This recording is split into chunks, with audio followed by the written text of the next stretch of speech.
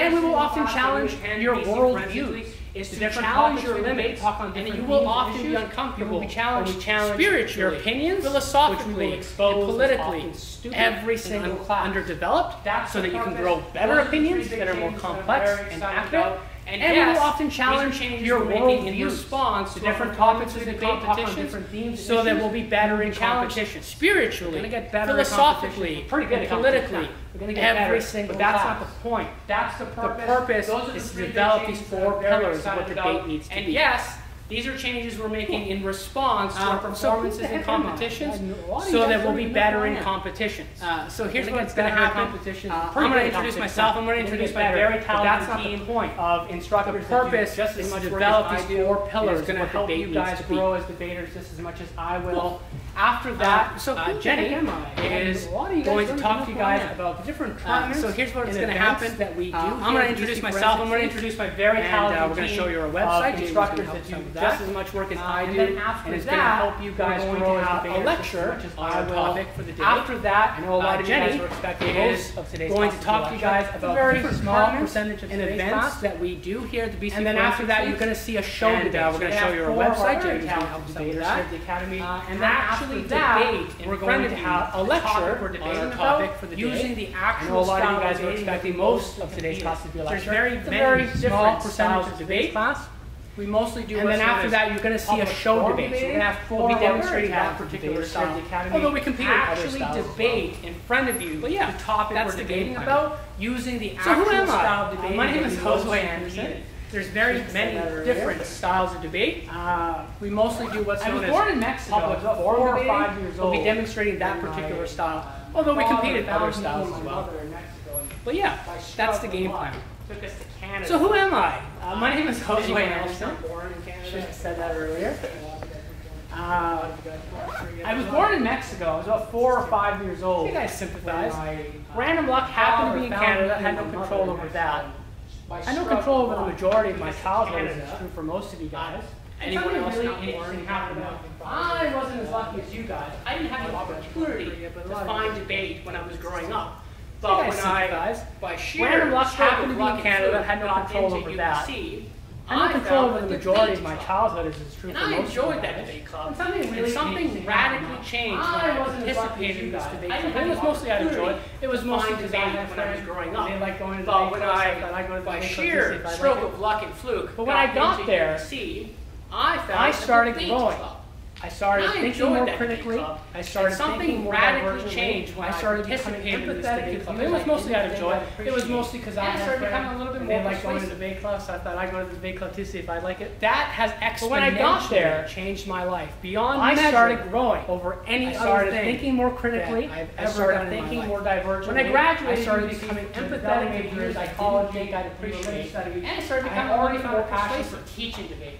I had been very competitive. That has exponentially changed my life beyond measure over any other thing. I'm a very accomplished public speaker as well. When I graduated, but that's not what I'm proud of. It's at least not compared to how proud I am at my coaching. I had been very competitive as a debater myself. I won a lot of awards, a lot of countries, and competed well. And I'm very accomplished public speaker as well. But that's not what I'm proud of. Didn't know how to debate. At least not compared to how proud I am at my coaching. From that experience, I love coaching debate competitions or just in life in some other weird way. I love that. I love that, and to this day, it is a definitive feature of who I am and what I'm interested in. And thankfully, I was able to find David and the BC from that experience, and I started either in competitions or just in life. I loved it so much that when I graduated, I love that. I went to Korea. I love that. For about a year and a half. It is a definitive teacher of who I am and what I've been accomplished in. And thankfully, I was able to find basically like the most elite private debating academy in Korea. Working here with the most competitive firm. I loved it so much that when I graduated, I went to Korea for about a year and a half to just teach debate. And in that year and a half, I've been accomplished enough that I got into basically like the most elite private debating academy in Korea. I only needed like 7 months with the most competitive firm. I paid off a lot of it leading up to it thanks to the academy and my hard work. There for about a year and by the end of the year and a half, I had saved up thanks to debate, thanks to my passion,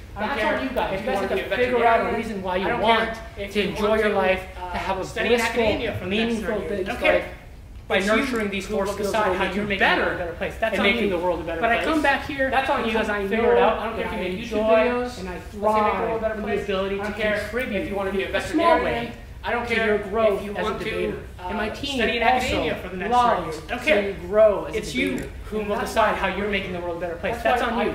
But I come back here because I know that I enjoy and I thrive in the ability to contribute in a small way to your growth as a debater. And my team also loves seeing you grow as a debater. So without further ado, I'd love to be able to bring down my team, the rest of us right here. So if you guys want to come on down, that'd be fantastic. And because I know you guys can get to know be better off for it. And you'll only compound on these core qualities time and time again.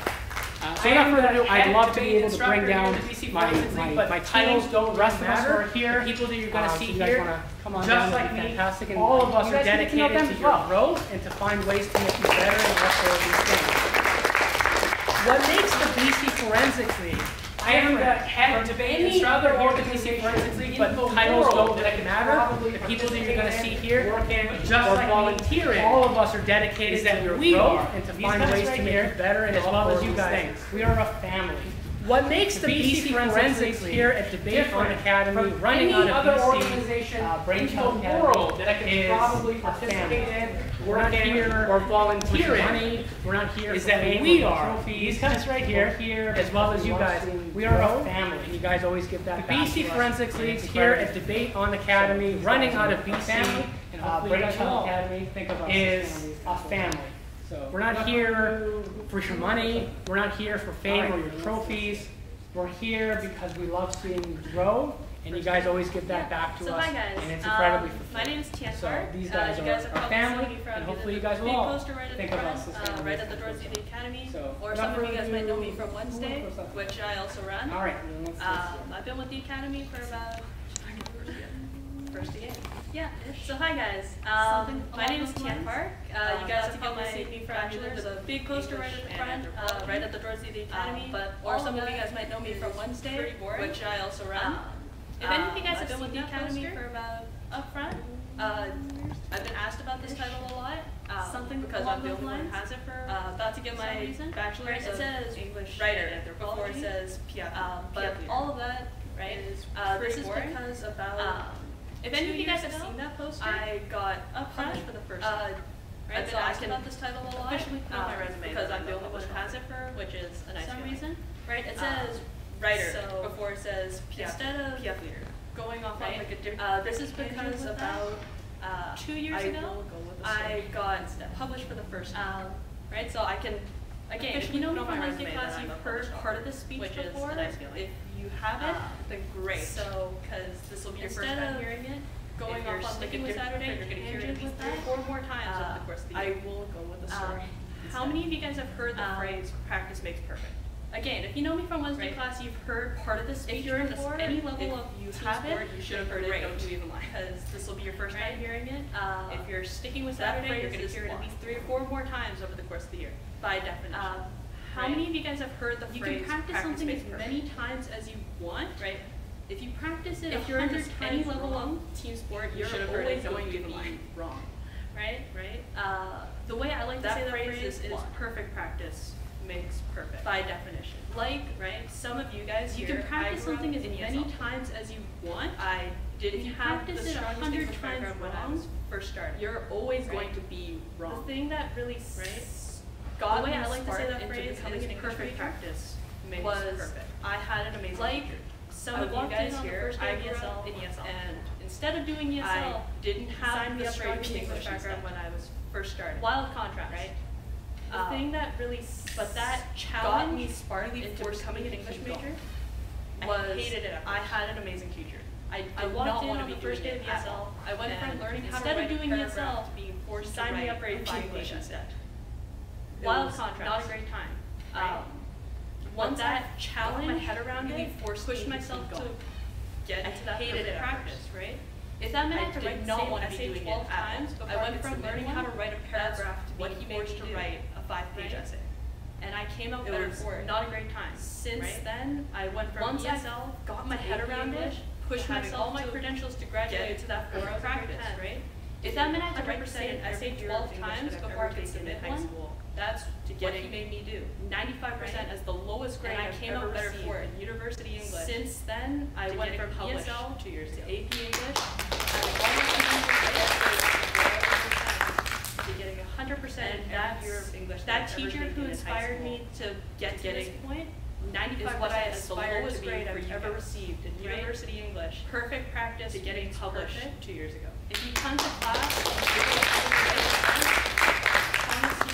I will meet you and halfway, right? That teacher who inspired me to get to this point, but all is what I aspire to be for you guys, right? That sounds incredibly perfect practice word is turn 0, I'll pass it on. If you come to class and give it 110%, all right, so hi everyone, my name is Alexander Wigan. I've been here since I guess close to start of the calendar year. Get the quick details out. I'm a business major at UBC, but I won't get into any personal things. If you want though, see actually great. So hi everyone, my name is Alexander Wigan. You can actually find me rating on YouTube close to the start of the calendar. I pretend those don't exist, but if you do want to look them up, quick details out. I'm a business major at UBC, but I won't get into any else. I'm just going to ignore you if you try. But what I really want to do is debate because it wasn't all I was also combining. You can actually find me debating on YouTube. What I kind of started with, I pretend those don't exist, but if you want to look them up, you can find them. So I'm going to start by talking about this, a concept called second level thinking. I'm just going to ignore you by this guy. But what I really want to do, since I'm a business, has anybody ever heard of this kind of combining people here in the morning, which are cheating?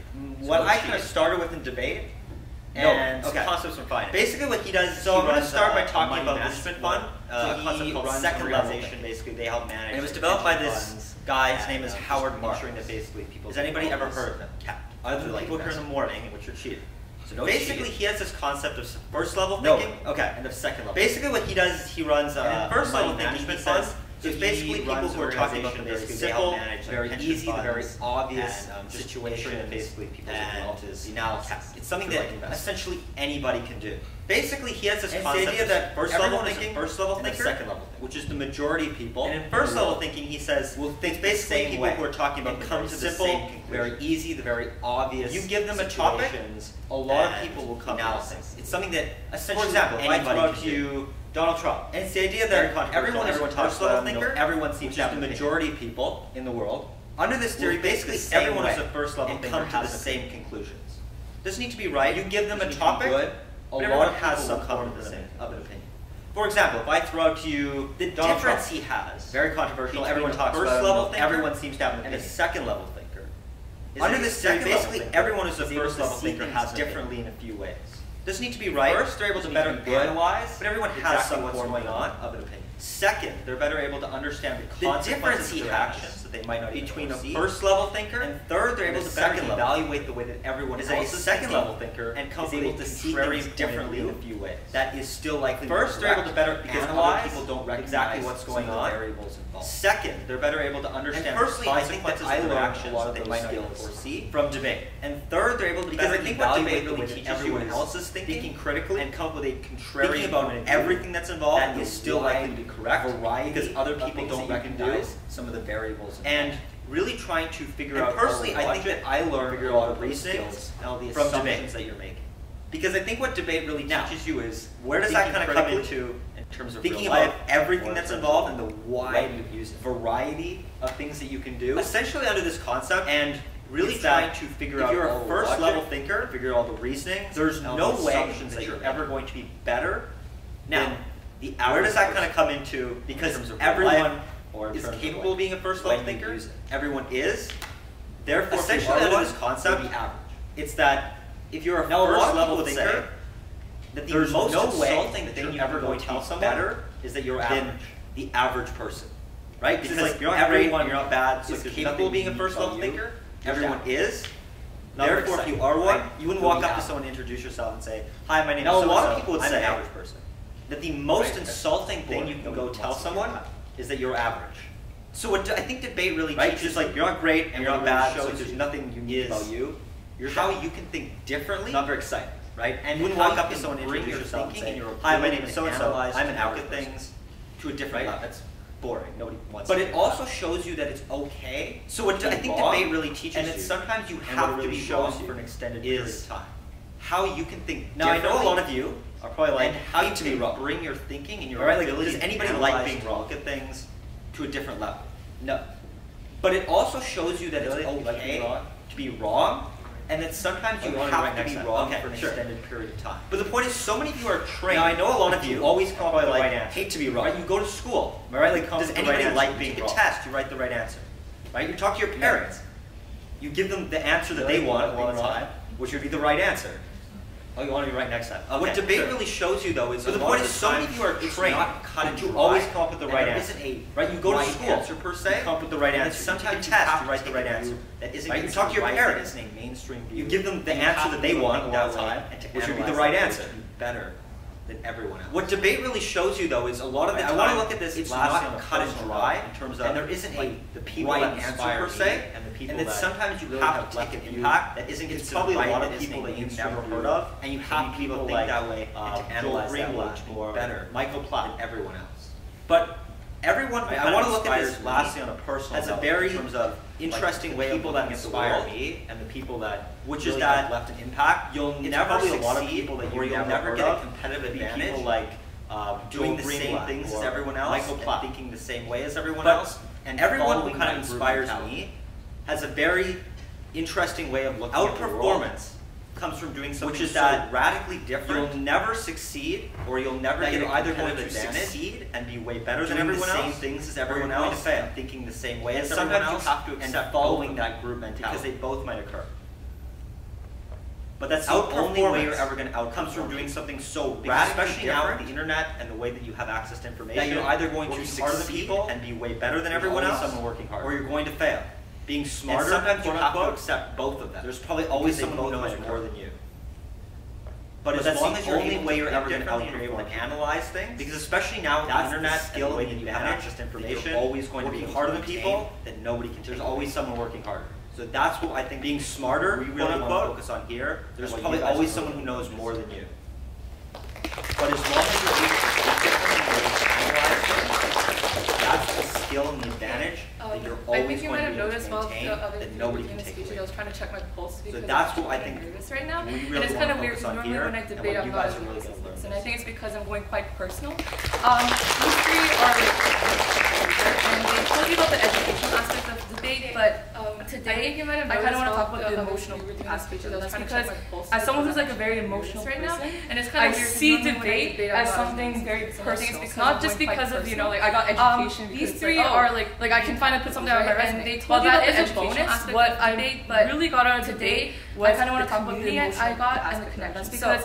As someone who's like very emotional, my name is Helen Huang. I see debate as something very personal. It's not just because of like I got education here. It's like like I can finally put something on my resume. Secondary that is a bonus. What I really got out of debate from here. So yes, I drive I got and the connection. So to be with you guys. Before I get into that, my name is Helen Huang. I mean, as you see, debate is like see me, but I am currently a rising senior. But I've actually fallen in love with MEI secondary school, which is in an isolated trying to actually get to Abbotsford 1 hour away from here, so yes, I drive all the way to here. But I guess what I want to talk about is I guess my debate journey. I mean, as you see, I started when I was grade 8, so I think it revolves around the idea of politics.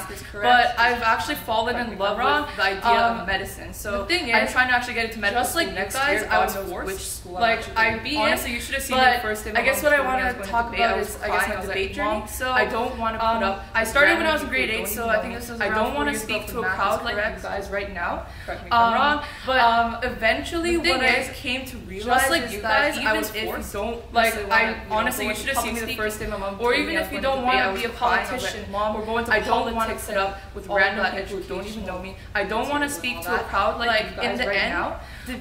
Life is eventually what I came to realize is that even if you don't necessarily want to, and the reason why that's so important is or even if you don't want to get out of debate may not have been your initial starting point in debate. And the reason why I tell you my story where, like I tell my story in the end, life is 10% what I get and 90% how I react really bad debater. And the reason why that's so important, that's something that what you get out of debate may not have been your initial starting point. And I guess like right now you may ask me, and the reason why I tell you my story, that's up to you guys. Like I tell my story to everyone. What I want you, the reason why I tell you the story is because I got 0 wins. My personality. Right now you're probably thinking, what I want to be a really bad debater. You guys, not my qualification. Right? Well, that's something that you guys can think of, right? I've gone to these and I guess like right now you may ask me, am I a good debater now? Well, that's up to you guys to decide, right? But I want you, the reason why I tell you stories is because I want you to trust and I want my personality and what I want to get out of you guys, not my qualifications. I don't want you to trust me just because I've gone to these tournaments and I've excelled so much. I just want to level the playing field with you guys because it's always intimidating when someone's so highly educationally trust me that I want to talk about prioritize you guys, right? While it is still effective to do so, I think that in the end it's important for me to connect with you guys individually. The reason why that's why I my stories because I always want to level the playing field with you guys. I feel like it's intimidating when someone so like educational experience comes up and starts talking about their qualifications, right? While it is still effective to do so, I think that in the end it's important for me to connect with you guys individually, and that's why I've made so many friends here, right? So I guess for like 10 to 15 seconds, just turn to the person beside you and just introduce yourself and talk about girls, after that, girls, just 10 seconds. Okay, so just 10 seconds though. I'm just gonna grab all the switch the power.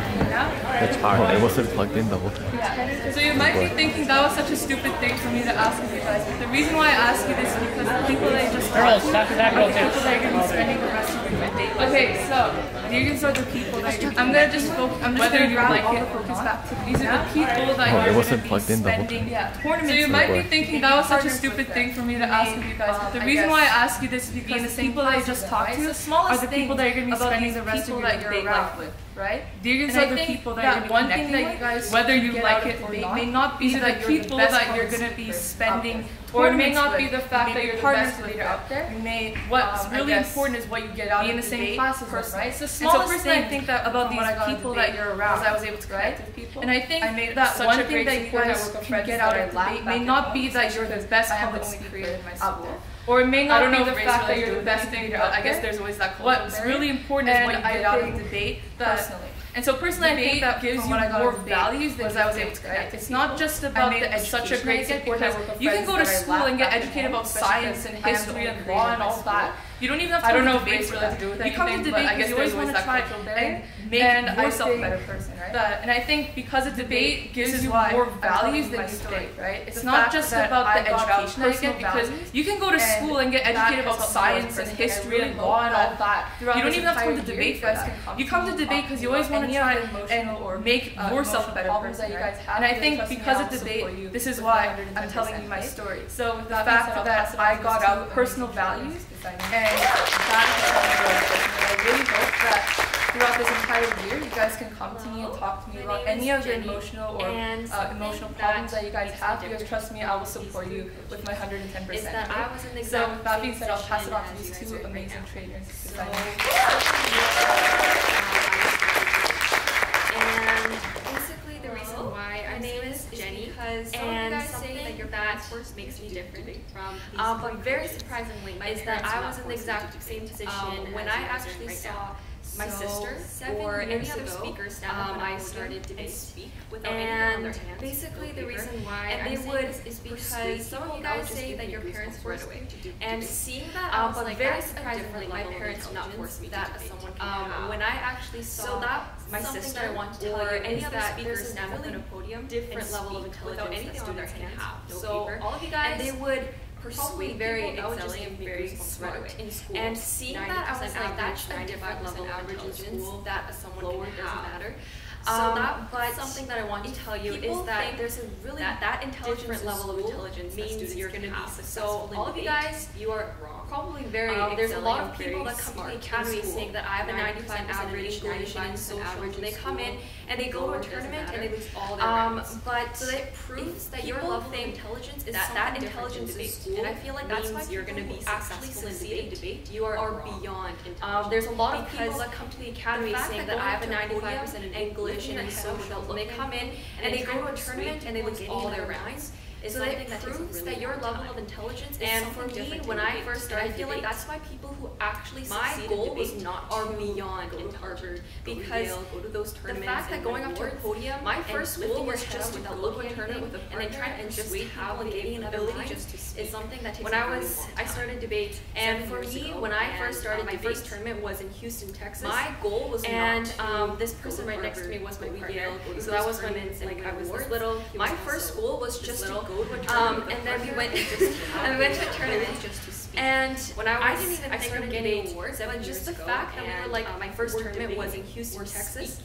And Chris Mason right next to me was my partner. So that was when having this little debate just made us so happy. And then we went to a tournament. And I didn't even think of getting an award, but just the fact that we were like, we're debating in this year is to get awards. We're in middle school, but the fact that we're speaking and then having an opponent and you're not going to just made us so happy. So just the fact that we were just debating that you can't get an award, and I feel like if you are gonna, if your goal for debate, so I feel like the reason why we are doing these speeches and you're like, when are we going to start debate? The reason why we're saying this is because you're not going to be able to. So we check your reality that when you start debate, you can't get an award, and if that's your goal is to just learn from step one, you can't do debate. Not thinking about. So I feel like the reason why we are doing these speeches and you're like, when are we going to start debate? The reason why we're saying this is because we went to the exact same path, and we hope that we can help. So we hope that when you start debate, not thinking about. Hi guys, my name's Alex. I started debate about 6 years ago with my friend here, Jenny. And unlike Jenny, or probably unlike everybody else here, I myself said that our lowest university grade was a 95. And I started debate about 6 years ago with my friend. I am not joking when I say that. And unlike Jenny, so I'm telling you today, why am I telling you this? When I first started debate, the first tournament that I went to was Houston, Texas, and we placed third. We placed third, and I never knew that university grade was a 95. My lowest middle school grade. I went to school every day, and I am not joking when I say class. So I'm telling you today, why am I telling you this? When I first started debate, the first tournament that I went to was Houston, Texas, and we placed third. Has nothing to do with the academic, and I never knew that I could ever achieve so after this third, I thought I was so place tournament that I went to school every day, never expected for about 2-3 years. But I don't think I got one award, or the only award that I got. That's what I want to say, like exactly like Jenny said, intelligence from a very small tournament has nothing to do with the academic. So but for about 3 years I had no success in debate tournament that I got it. Houston, for you guys that are for about 2-3 years, I don't think I got one award, or the only award that I got here, I got first in Stanford, a participation award from a very small tournament, various different awards. So my name. For about 3 years I had no success in debate at all. For about a year and you want to quit for you guys that 2 years and maybe you want to quit that or preparing to experience that later, your mom to quit please know that in my 4th year I got first in Stanford University, I got first in Georgetown. Other than that, various different awards. Other than that, the other thing that I want to expand about today is that so even when I first came to debate, I hated about a year and you want to quit. I hated coming 2 years and you really want to quit. When I was very cranky, 3 years and you're begging your mom to class. Go for that 9:30 every single morning, and I get those ways face. Other than that, I came into class again without doing any homework. When I first came into debate, I hated kick my table. I hated get kicked out of class when I was very cranky. And then next week I would have that homework done at I think 9:30 every single morning, and I saw Josue's face. But telling you right now that come to see, I came into class again without doing any homework, and Josue would kick my chair, he would kick my table, and I'd get kicked out of class. And then next week I'd have I guess Alex will always meet me. But really, coming to debate class, telling you right now that it's coming to see Josue's face might not be that great, but when you do the work that you put in, Josue will always meet you in the middle. Even if it's your 4th year, you will get something out of it. You will get this debate intelligence that you can never get. And really, coming to debate class unprepared, I just want you guys to all know today that and even if you hate every single moment of it, people here, but give it a try, give it a very big mistakes. Even if it's your 4th year, you will get something out of it. You will get this debate intelligence that you can never get in any other kind of academic place. So I just want you guys to all know today that I don't know about these 4 people here, but I've had very big in a second I'm going to have unsuccessful debate Jenny actually. But I'm still just to reiterate, I think this is an important point that we will kind of hit on tangentially. And I think I'm asking some semi-anxious parents as well. Just want to reemphasize in a second I'm going to have that there isn't going to be a direct relationship between Just to reiterate, I think this is an important point that we've all kind of hit on tangentially. Academic success, and I think into debate. I have seen because it's such a different anxious parents as well. But that doesn't mean I just want to reemphasize growth and success in debate that there isn't going to be a direct relationship between positive effect and performance in debate, academic success. You come into debate. I think the point because it's such a different debate and unique. But that doesn't mean is able to get growth and success in debate doesn't have the way that you are direct positive effect, and that sometimes academic or your job don't necessarily reward. Rather, I think the point we want to get at is that debate. Don't worry about the uniquely debate. That is able to get in with time. Core foundations with ease of the way that you are. All of us who have seen success have often sometimes schools easily jobs just don't necessarily reward you for being able to outperform other. Don't worry about the external. That comes naturally. I know that's been true sometimes. I started out with one store. All of us who have seen success have often seen success easily. Different owners just from a handful of dramatically spend the whole day trying to figure out ways to sabotage the debate. I know that's maybe 100 people. I started out with one store. Now I have many of them. Maybe several hundred people. Different owners with a handful of employees to spend the whole day trying to figure out ways every day. I exponentially maybe 100 people. I don't want to think about it now that I am. Why? It's very unpleasant. Because maybe several hundred people. Why? Every day. Because to try to plot ways to take for my success. I didn't go to high school they can have a bit. And every day, I exponentially chose to never think of myself as dumb. But I also chose never to really demonstrate because I'm smarter than they are. But with debate, it actually allowed me to genuinely wasn't born smart, fairly intelligent. Go to high school being smart. In high school and in university, I chose to never think of myself as dumb. But I also chose never to really demonstrate my intelligence. It's not even academic success. But with debate, it actually allowed me to want to go to debate genuinely school. You want to do well in debate fairly intelligent. It's really more even so there. There's a very loose and weak and imperfect relationship. They've all talked about various levels of just accept. You know, some of you guys success. Real life. It's not even academic. You'll get first place trophies after like a week of being here. You want to go to debate something ludicrous. School. You want to do well in debate tournaments. Even there, there's a very loose and weak and imperfect relationship. We do our best. You guys have to trophies just accept randomly. Some of you guys will get real lucky, and you'll get first place trophies after like a week of being here or something ludicrous. Some of you guys, in our opinion, might even be better, but you won't get those trophies. You'll get more trophies and things get less random. We do our best. As your trophies come brilliance in your abilities. Success doesn't. Outperform your direct competition. Happiness, but you can't control your opponents. You can't control your judges. We can't do that either. Trophies come randomly. Don't worry about them. They'll come. You'll get more trophies and things get less random. So yeah, as Jenny, if you want to talk about brilliance and your abilities exponentially outperform your direct competition, but you can't control your opponents. You can't control your judges. We can't do that either.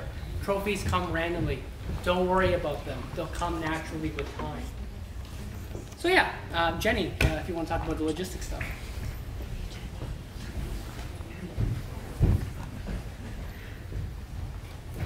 Yeah, I torrent a lot of stuff.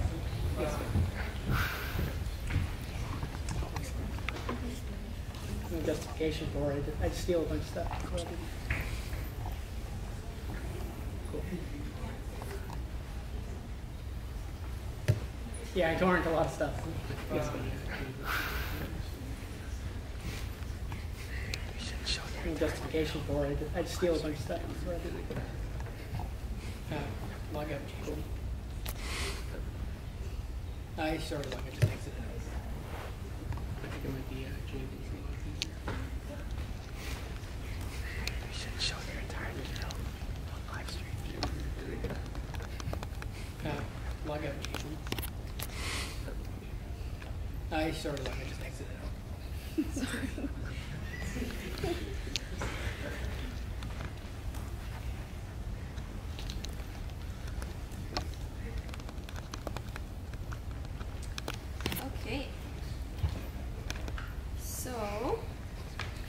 I will be talking about tournaments. I'll be talking about our programs. I'll be talking about our basic timeline of BCFL, on what we're going to do, because there's a lot of new students this year. So because our academy does not only do debate, I will be talking about different tournaments we have. I'll be talking about our programs.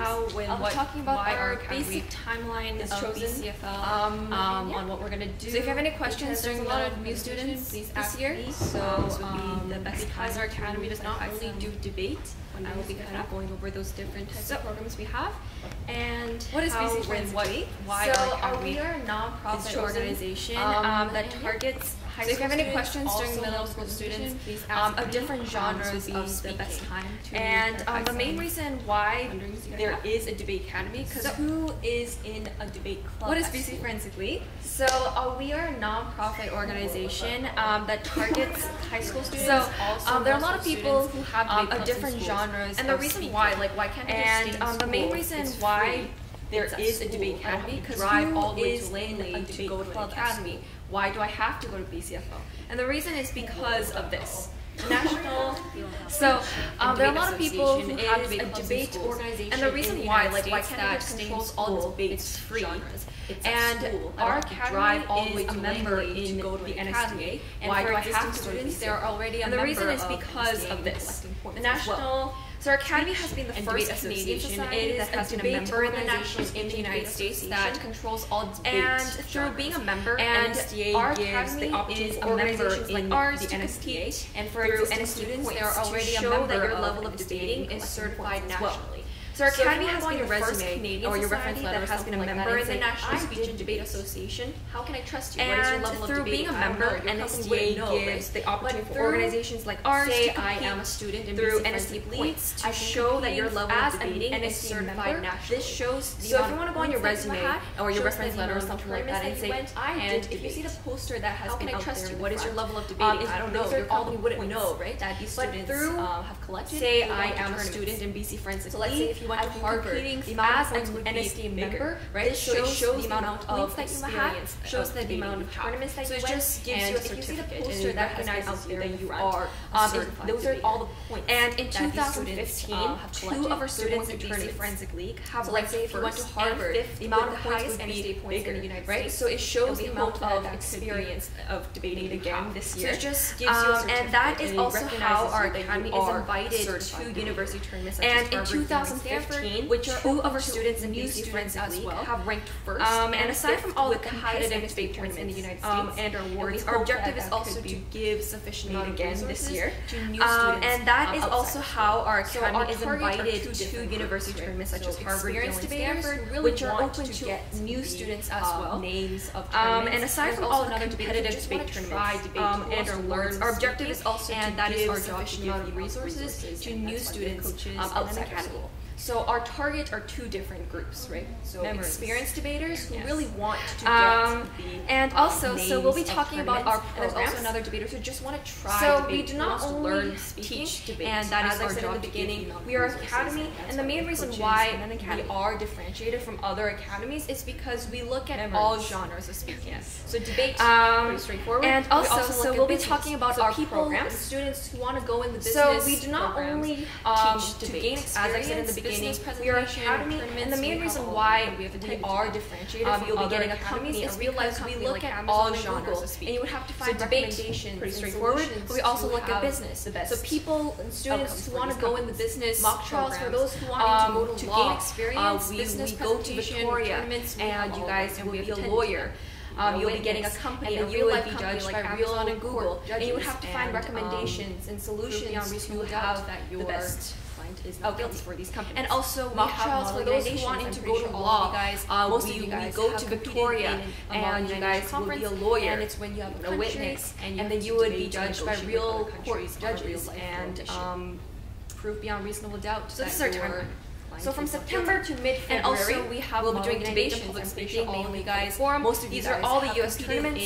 We've already went to Harvard and Yale, but this year we will be country and Berkeley and also negotiate other countries. As I stated again, these tournaments sound overwhelming, but these are not for just from September to mid-February. Students that will be doing debate and public speaking mainly go to these tournaments. These are all the U.S. tournaments. We've already went to Harvard and Yale, but this year we will be trying to go to Berkeley and also we will be starting. As I stated again, these tournaments sound overwhelming, but these are not for. There are a lot of Canadian debate tournaments. The reasons that just come in from September go to these tournaments because we have enough seats for them debate season in the states kind of members there. So we do more genres of like Canadian debate styles and like UBC and SFU, mock trial tournaments and model nation conferences. There are a lot of Canadian debate tournaments. The reason why from May to June you have the business case competitions in February they're all because the debate season in Vancouver. So we do more genres of like Canadian debate styles and like UBC and SFU. I do want to go into business and model nation conferences are all through these business case competitions. And from May to June, we have the business case competitions through they're all located in Canada, in Vancouver. Like so you will want to go far, and it's a really good experience. Like for me, I do want to go into business, and I've gotten this mindset because through these business. And in June, so if you're like, I don't know what to showcase, our graduates and scholarships for our trainers, there's a lot of students. And July to August, I went to NXT Asian tournament. I realized that I think law kind of suits me. So it's a great opportunity to kind of see what path you want to try. The team, Jose Anderson, and in June, that's the final BCFL. There are a lot of other coaches that we have regularly for trainers, workshops. And July to August, the States, and it's also online training as well. So, but these are our main coaches that we have. And of course, meet our trainer team, Jose Anderson, you've seen Alex, Jim, Tiana, there are a lot of other coaches that we have regularly, for example, in workshops. There are people that come from the States. That I would like to do online that I would spend a little bit more time. But these are our main coaches that we have in the afternoon. And of course, meet our trainers. You've seen you're sitting like, how do Alex become a senior tutor? How do I become this? But you'll be seeing him. And something that I would like to do that I would spend a little bit more time. You start with 60 hours of volunteering. There's a lot of students because I have a lot of existing students that already accomplished this that we had in the past. You do these volunteering hours through summer to my senior tutor. How do I become this? You can also teach a Wednesday class that can teach students. I don't know if that's impressive. You can help you. So basically, you start with 60 hours of volunteering. There's a lot of students you hear additional that are already accomplished this in BCFL. You do these volunteering hours through summer debate camps to get that. And you can also teach Wednesday class that can teach me for younger students. You teach a class for volunteers, so you don't can help you but you do some assistance. And then after you've accomplished through this, if you're an additional 40 hours of internship in BCFL, and yes, you do get the title. I am a BCFL intern. You go get that, and you what basically you do, and you also get research. You teach a class, and then as soon as you've accomplished the 60 and the 40 hours, you do some assistant become a senior trainer. And then through this, you'll be editing cases, if you're an agent class BCFL, judging in Harvard, Yale, and also you'll be hired as a part-time employee. You go to debate, you learn debate, you get scholarships, and you also get letters under the name of BCFL. And then as soon as you accomplish the 60 and the 40 hours, you become a senior trainer. And you'll be editing cases, teaching classes by yourself, judging in Harvard, Yale, and also you'll be hired as a part-time employee, so that means that you will be paid, you get scholarships, so we don't want to see you just as a student of BCFL, but we want to see you further. So there's a lot of students who are like, I want to try teaching. The reason why a lot of people choose BC just as I'm gonna get an award and I'm gonna kind of try to think longer because we have all the resources. So we don't want to see you just as a student, but we want to see you further. Morning. So there's a lot of students who are like, I want to try teaching, and there's also a new session called evening class. They're not see just as I'm gonna get an award and the evening class, but try to think students because we have all the resources need to catch up for you. And also for students that are going to tournaments in the morning, 9:30, 12:30, afternoon, 1:30 to 4:30. The reason why we're here, there's also a new session called for every class. There's not an ending time for here, but the evening class would be for students who miss a lot of every month and they just need to catch up. So next week, next Saturday, if you come here, students that are going to tournaments and they want additional training campus, we will also be providing you that. And the reason why we're here at the City Hall right now is because for every first you'll be going on to the website because there's a monthly topic on the screen, and our achievements. So next background information of our coaches, and all of that would be there. Campus that is, and yes. Do you guys have any questions? And finally, you'll be going on to the website that we have training programs on the screen, and our achievements, background information of our coaches, and also all of that would be there. Yes, we've done interviews for being do you guys have any questions? And it can be anything and we did make our decision, but we will be telling them individually, or when we have time, we will be announcing that as soon as possible. Okay. Any questions? No? And also, yes, we've done interviews for being trainer, and we did make our decision, but we will be telling them individually, or when we have time, we will be announcing that as soon as possible. Okay? Any questions? No? Okay. Thank you. So if you guys could take off the devices you brought with you today, it'd be great.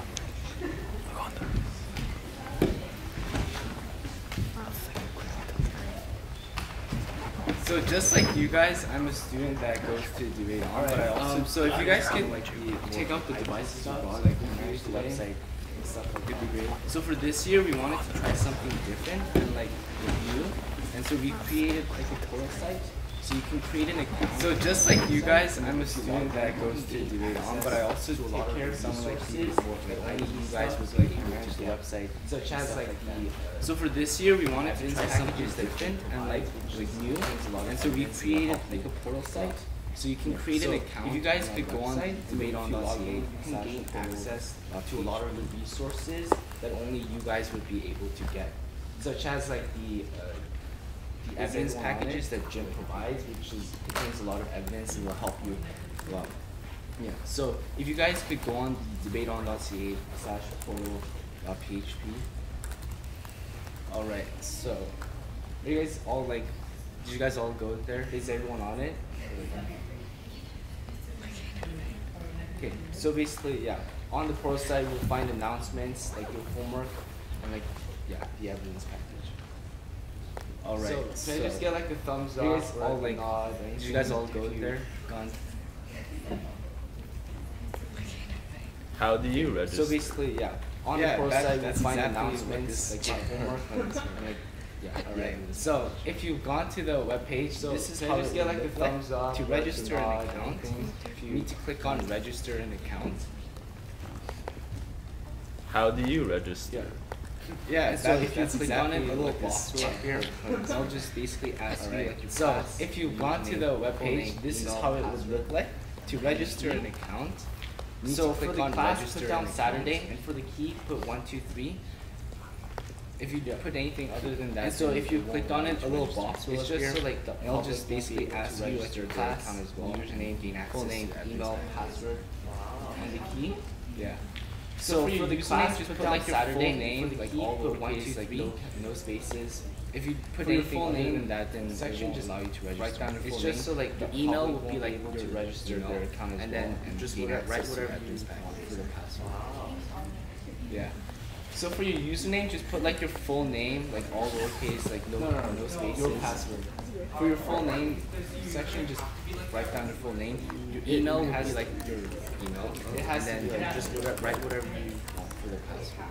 No, the password, only the underlined letters are like ones you have to put. No. Your password. JWoo. I think he coded your website correctly. It has. This guy's having some. It has to be like that. Yeah.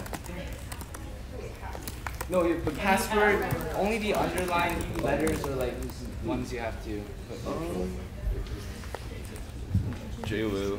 Yeah. I don't think he coded your website correctly. This guy's having some difficulty.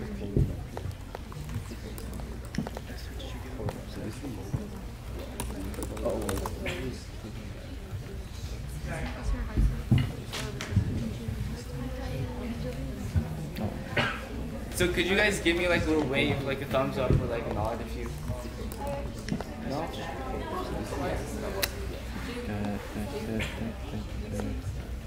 No?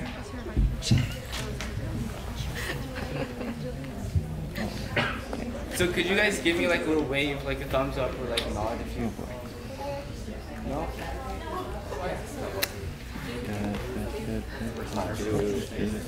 Nope.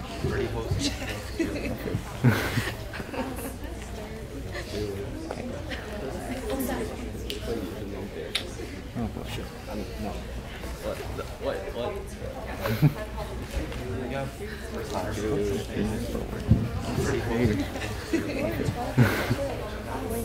Win.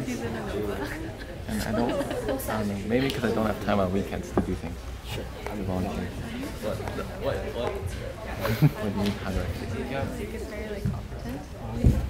I'm so creative. Win. And I don't know, maybe because I don't have time on weekends to do things. To volunteer. What do you mean, how do I feel? Maybe may have crushed Jimmy Stewart. You make your own beds bad. That's why I quit. Wait, can we like pause this live stream and broadcast this kill the audio?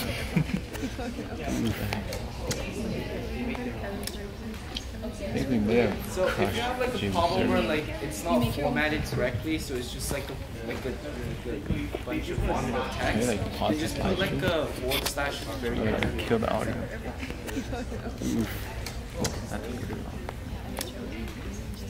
Okay, so if you have like a problem where like it's not formatted correctly, so it's just if you guys have any troubles, then we'll get to like solving it. Like then just put like a forward slash at the very end of it. Yeah. So for those who have already like registered, like you put your like username. You don't put your email. It's not that should be there, but you just put your username and then your password. So like log in. If you guys have any troubles, then we'll get to like solving it like in class next week. But yeah, so for those who have already like registered, like you put your like username. You don't put your it's not that should be there, but you just put your username and then your password. If you log in, you'll be able to see like announcements, homework, inspections, etc. All right, guys, I know a lot of you guys are still having issues with the logging in. Please just do your best to try and get it at home. It might be an internet access issue. You might have more luck creating an account at home. If you don't have any success, even at home, to create your login account, not the end of the world. Just bring it to our attention at the beginning of class next week. Please just do your best to try and get it at home. It might be an internet access issue.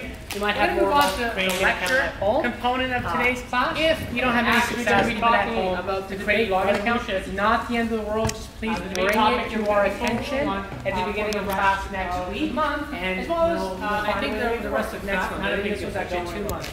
We're going to move on to the lecture component of today's class. We're actually going to be talking about the debate resolution. The debate topic that we're going to be focusing on for the rest of the month, as well as I think the rest of next month. I think this one's actually a 2-month resolution, so that's great. So if everyone can switch gears, I need everyone to take notes if possible. So feel free to take notes.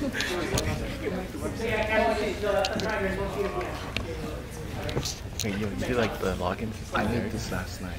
Yeah. Bruh. They wanted me to make their websites last night. That's the login system and everything. Oh, yeah. Making the website all Yeah, I did like the login. I did this last night.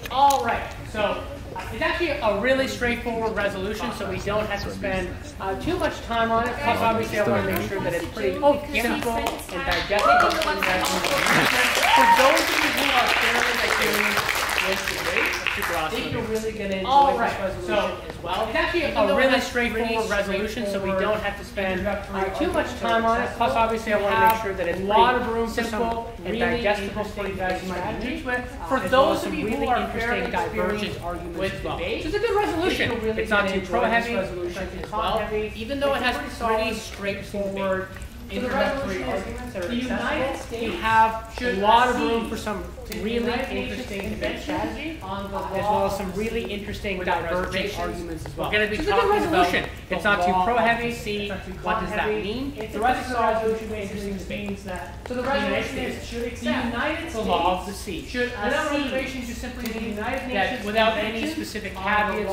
or exceptions, the United States should accept. We're going to be talking about the law of the sea. What does that mean? The rest of the resolution basically some nations nations can sometimes create restrictions or restrictions the law of the sea. Without The resolution asks you not to that do without weird. any specific How the caveats United States or accepts the exceptions, law. The United States should accept the law of the sea in full or not. The treaty outlines it. Some nations can sometimes create restrictions or really dislike lectures. Like, you guys get a lot of lectures and it's weird. How the United States accepts the law. Just accept those facts, show them the facts. Pretty boring. It's not a great way to learn stuff. That's the debate resolution. Be smart, right? Now, here's what we're going to be doing. I really dislike lectures. Like, you guys I'm going to get a lot of mostly show you guys really interesting videos. I hate do a better job than I could. I'll tell you illustrating the points. At the end of every single video, pretty boring. It's not a great way to learn. I'm going to ask you guys what you learn. I'm going to ask a couple of you guys what you learn. So if you don't have anything, what I like to do is I'm going to give you a couple of facts. I'm going to mostly show you guys really interesting videos. Just give up point blank. Do a better job than I could say illustrating the points. At the end of every single video, I'm frustrated by that. So I'm going to ask you guys so that you can think what you learn. I'm going to ask a couple of you guys what you learn. Do a bad job. Anything you need to say that someone else hasn't already said. Everyone's in kind of like or if you just give up point blank, you don't have anything to say. If you do a good job, then you get to move up. I'm frustrated by that, so please make sure to take notes so that you can think lots of things. That's why I had you guys that you're learning. If you do a bad job, you're going to move down a seat. So what the heck is everyone's in kind of like the English maritime. If you do a bad job, you move down a seat. If you do a good job, then you move up. I love making interesting videos. The most interesting topics are often exceptions, deviations from the norm. So without further ado, all of us live in countries where there are laws and rules and governing bodies telling us what we can and can't do. But 70% of the world is ocean, where there are no I love making interesting videos. Governing bodies. The most interesting topics are often exceptions. That's why maritime deviations from the norm. Let's start with a hypothetical. All of us live in countries. A baby is born, there are laws and sailing in the middle of the Atlantic Ocean. What we can. What nationality does it take? But 70% this is the coast of some fictional place. There are no some fictional country governed by some fictional government. What's right and from this line, which is the water line, the lowest low tide. Let's start with a hypothetical. 12 miles. A baby is born on a cruise ship, sailing in the middle of the Atlantic Ocean. The distance. What nationality does it take? But that has since changed. This is the coast of some fictional place in some fictional country. They can do pretty much whatever they please in it. From this line, which is the water line at the lowest low tide, every country is allowed 12 miles of territorial waters. It used to be 3 miles. If ships have an innocent permit to shoot offshore, with that fishing, including weapons, those 12 miles are the property. They are allowed to pass through the territorial waters. Pretty much whatever they please without all domestic laws do so quickly. Foreign ships are on shore. Sometimes beyond the territorial waters, there's another 12 miles in the contiguous zone. If ships have an innocent permit, allows the country to enforce laws fishing, as long as they fall weapons practice or 4 categories. They are allowed to pass through the territorial waters, taxation, immigration, pollution, as long as they do so quickly and without stopping on beyond the contiguous. Beyond the territorial waters, economic there's another 12 miles of the contiguous zone. This zone is 200 nautical miles from shore. As long as beyond the territorial waters, the easy is if the laws have to do with customs, taxation, only migration or pollution, exclusive economic zone has the right to harvest natural. Beyond the contiguous waters is the exclusive law was originally set up, also known as disputes over fishing rights. This zone extends 200 nautical miles from shore. Beyond the territorial waters, all these laws do, is an international cause of disputes. However, only the country who holds this is the South China Sea has the right to harvest natural resources. Nearly one-third. This law was originally set up to help with disputes over fishing rights, but has since been incredibly useful with the China has this land, so it says all these laws do. However, Malaysia has this land, so it says it has overlapping zones. Vietnam has this is the South China Sea. This incredibly important law has this land. Nearly one-third of the world's shipping traffic passes through it, and it reportedly has huge untapped when two countries are less than 400 nautical miles away from it has all this up to them to decide. Malaysia has this land, so it says it has all this water. Most Vietnam has this land, so it says it has all this water. Brunei has this land, however, the stakes are so high. The Philippines has this South China Sea, it has all this water.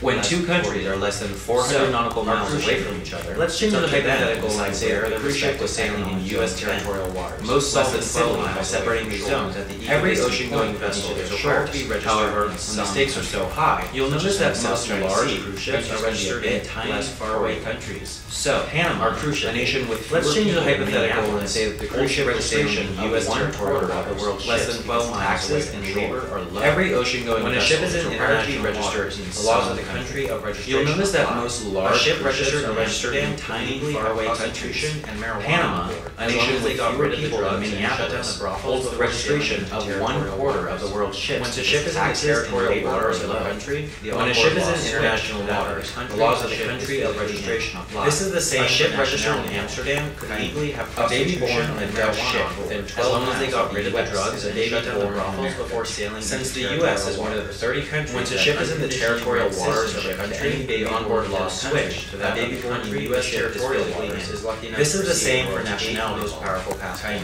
There are two exceptions on a Dutch ship within 12 miles of the U.S. or the baby born in America. The diplomatic passport. Since the U.S. is one of the 30 countries that unconditionally grant citizenship to any baby born within the country, a baby born in U.S. territorial waters is lucky enough to receive the world's 8th most powerful passport. There are two exceptions staging a hostile foreign diplomats visiting or living in the territory. The diplomatic passport are not subject to the laws of the U.S. Here's where things get even more confusing. Even though a ship in international foreign diplomats do not on the territory of the nation is registered in law. Additionally, the rules for nationality are different. The United Nations Treaty on the Reduction of Stateless and Territories is followed by American citizenship. Says that a baby born in international waters should just take the nationality of their parents. Even though a ship most of the world's countries use extension of the territory of the nation is registered in law citizenship. The rules for nationality are different. The United Nations Treaty on the Reduction of Stateless that won't give citizenship to a baby born outside the country. Says that a baby born in international waters should just take the nationality of their parents. Most of the world's countries use this principle of bloodline. There's a long history of exploiting citizenship rather than whether. During Prohibition, U.S. ships started to change the registration. There are some countries that won't give citizenship to a baby serve alcohol in international. In that case, the baby would take the citizenship of the country in which the ship was registered for gambling. All right, that's enough of illegal gambling. There's a long history of exploiting maritime. In 2005, during Prohibition, U.S. ships started to change their registration that plan to evade U.S. labor countries by placing and serve alcohol 12 miles off the coast of California. In the mid-century, they would bring in foreign quotas from house in the ship where they would not have to abide by U.S. wage laws or go through the difficult visa application. In 2005, the idea never came to fruition. Started the technical legality that planned to evade U.S. labor laws by placing an old cruise ship. The laws for airplanes are pretty much the same. They would bring in foreign coders and house them in this ship, where they would not have to abide by U.S. wage laws or go through the law that applies and differs among countries is the dream. The idea never came to British Airways flight technical legality of it can show as how convoluted maritime law is. However, the laws for airplanes are pretty much to follow the laws. Technically, once an airplane has taken spacecraft also follow the country's registration, and luckily, I have the only law that applies and differs among countries is the dream. Make sure to check it out. A British Airways flight from New York to subscribe to Wendover Production to 18 on Twitter. However, in most cases, please also be to follow the laws of the origin country. Spacecraft also follow very similar laws, and luckily, I have a whole other video just about space law. Make sure to check it out here. You can also click here to subscribe to Wendover Productions and follow me on Twitter @WendoverPro. Please also be. So it's kind of like an onion. There's layers to it. Any volunteers? Super easy when you volunteer. Your country, that's get all the easy. More water. You can why are you guys up there? There's another continual sort. What'd you learn in the economic zone? So yeah, good job. So you got 12 miles where it's 100%. Yeah. So it's kind of like an onion. There's layers to it. So everyone's the same line. That is just your country. That's someone who moves your water. You and then so another layer of it, continual zone. And then there's the economic zone. So yeah, good job. So you get 12 miles where it's 100%. What's your name? Cool. So everyone's in the same line. When you answer correctly, you move up one. So I'm going to move you one up, Calvin, which technically is one down. So move one down. Yep. Yeah. So a war hasn't actually started in the South China Sea yet, but because of that oil, like you're saying, it's very likely, or there's a huge potential that you're going to see elevated military risk because of the shared conflict in that zone. Yeah. There's another video on the South China Sea. So a war hasn't actually started in the South China Sea yet, but really because of that oil, like you're saying, it's very likely that there's a huge potential that you're going to see exclusive military risk. You can definitely talk about different domains and different domestic issues if you feel like it. There's another video on the South China Sea, so it is going to be really important. It's not going to be a great job. Really important point on all. That being said, we'll talk about this in a second. It's not exclusively about the South China Sea. You can definitely talk about different domains and different domestic issues if you feel like it. How is it? Tony? Cool. So same situation for you, Tony. Great job. You get 1 point. You move on up, so that's going down for you. Yeah, that's the the interesting thing, right? The treaty speculates that it's the responsibility of the two competing countries to figure it out on their own how to divide up that land when there's peace effects.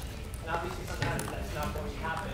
Like they don't agree, so you need to have like disagreements. Yeah, that's the interesting thing, right? The treaty speculates that it's the responsibility of the two competing countries to figure it out on their own how to divide up that land when there's peace effects. One down sometimes that's not don't agree. So yeah, you need to have like disagreements. When a ship is in international waters, the country's laws apply to it. So if 1 second, sorry. There you go. Yeah, go ahead. So if smoking weed and getting hooked up with yeah. legal in It your depends country, on the country the ship is based off of. Yeah. So there you are. And then that's really important, right? Because sometimes you can have very different laws that you can take advantage of based off where you register. Yeah, go ahead. So you can have different labor standards. Yeah. It depends on the country that the ship is based off of. Yeah. So there you are. And then that's really important, right? Because sometimes you can have very different laws that you can take advantage of based off where you register your vessel, right? You can have different labor standards and rights. It would now. That's a good point. It wouldn't have to be a female stuff. It would have to be. So let's say hypothetically crime is illegal. Can you do it away from the United States? You can't do it within 12 miles. But you also can't do it within the next 12 miles. In that continual zone, it would now, that's a good point. It wouldn't have to be a few miles. It would have to be, so let's say hypothetically 24 miles out at sea. Can you do it in the economic zone? You can do it within 12 miles.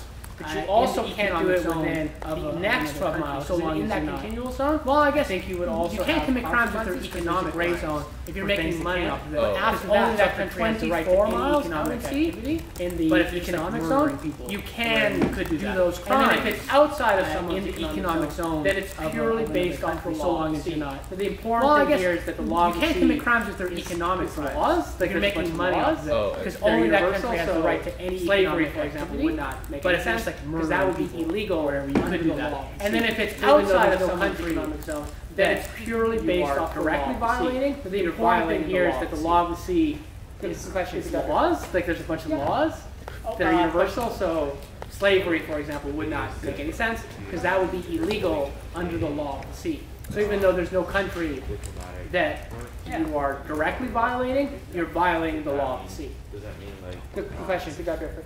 If you're holding a gun. Question. So the video said if you're holding your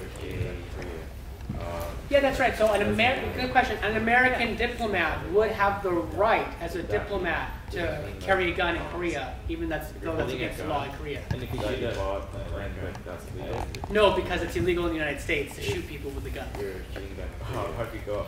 Yeah, that's right. So an American diplomat would have the right, as a diplomat, to carry a gun in Korea, even though that's against the law in Korea. Yeah, that's a good point. Thankfully, like most diplomats, no, because it's illegal in the United States to shoot people with trying to how do you go? But yeah, technically, good question. Yeah, I would assume that you wouldn't be able to legally persecute them for hunting if that's legal in their country. Yeah, that's a good point. Yeah. Thankfully, like most diplomats who have that ability aren't like trying to upset people. Yeah. But yeah, technically, that's right. Yeah. So that is called birthright citizenship, and that's actually been a debate topic by itself. So we've had debate topics about evoking or changing American birthright citizenship because it's so black and white. It just says born here, citizen. Yeah. And that's actually very easy. That's right. So that is called birthright citizenship, and that's actually been a debate topic by itself. So we could benefit. Debate topics about evoking or changing American birthright like super wealthy because it's so black and white. Like it just says born here, citizen, and that's actually very easy to take advantage of too. So a lot of Mexicans will come when they're pregnant, specifically so their children get the benefit of American citizenship, and people don't like that. And then also like super wealthy Chinese people will like fly to the United States just so their kids can, if they want to, have American citizenship too. So there's a couple of instances where that's been, interesting. The continual. So yeah, that is true. Good question. You're up one. Good question. Yeah, go ahead. I'll give you one. Yeah. Sure. Yeah, I might only give you 1 point. Within 12. Well, okay, well, I might give you. No, the continual zone, only you wouldn't know Okay, go ahead. Good question. Foreign ships can. I'll give you the one. Yeah. Sure. So that's an important point. Yeah, so that any foreign ship, well, okay, well, legally under the Treaty of the Sea, able to be kicked in any of the waters. Doesn't matter if it's 12 miles out, 2 miles out. They're legally allowed to. Yeah. So that's an important point. So yeah, so that any foreign ship is legally under the Treaty of the Sea. Able, they're legally allowed to sail any waters. Doesn't matter so long as they can prove that it's 2 miles out. So if you're doing they're legally allowed to get shot down. But if it's a genuinely innocent passage ship, it's just me on a yacht, then I'm allowed to go to any country shore. Sail, thank you. Good question. They're legally allowed to sail any distance there so long as they can prove that it's innocent passage. So if you're doing sketchy things, then no, you might get shot down. But if it's a genuinely innocent passage, it's just me on a yacht, then I'm allowed to go to any country shore. Within 12 miles? Good question. Just yes, that's one line. I'll go here and here. Yeah. Sure. Yeah, there's 2 ways to have citizenship. Birthright is being in the country within 12 miles, then it's just like it's land.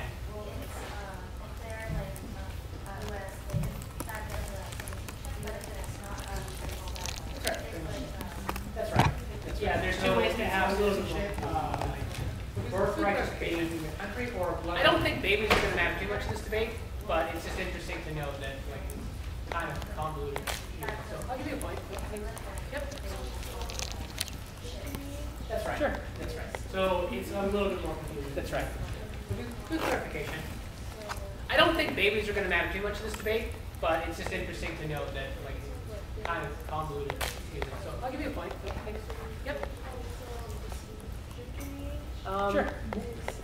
Not really. So there's not much of a. If you're just out in open waters, you follow the laws of wherever the boat is from. But you can say the boat is from wherever you want. You can register the vessel anywhere in the world, but you follow the laws of the country that the boat is registered to in international waters. Not really. So if you're within 12 miles in waters, you follow the laws of wherever the boat is from. But you can say the boat is from wherever you want. You can register the vessel anywhere in the world, but you follow the laws of the country that the boat is registered to in international waters.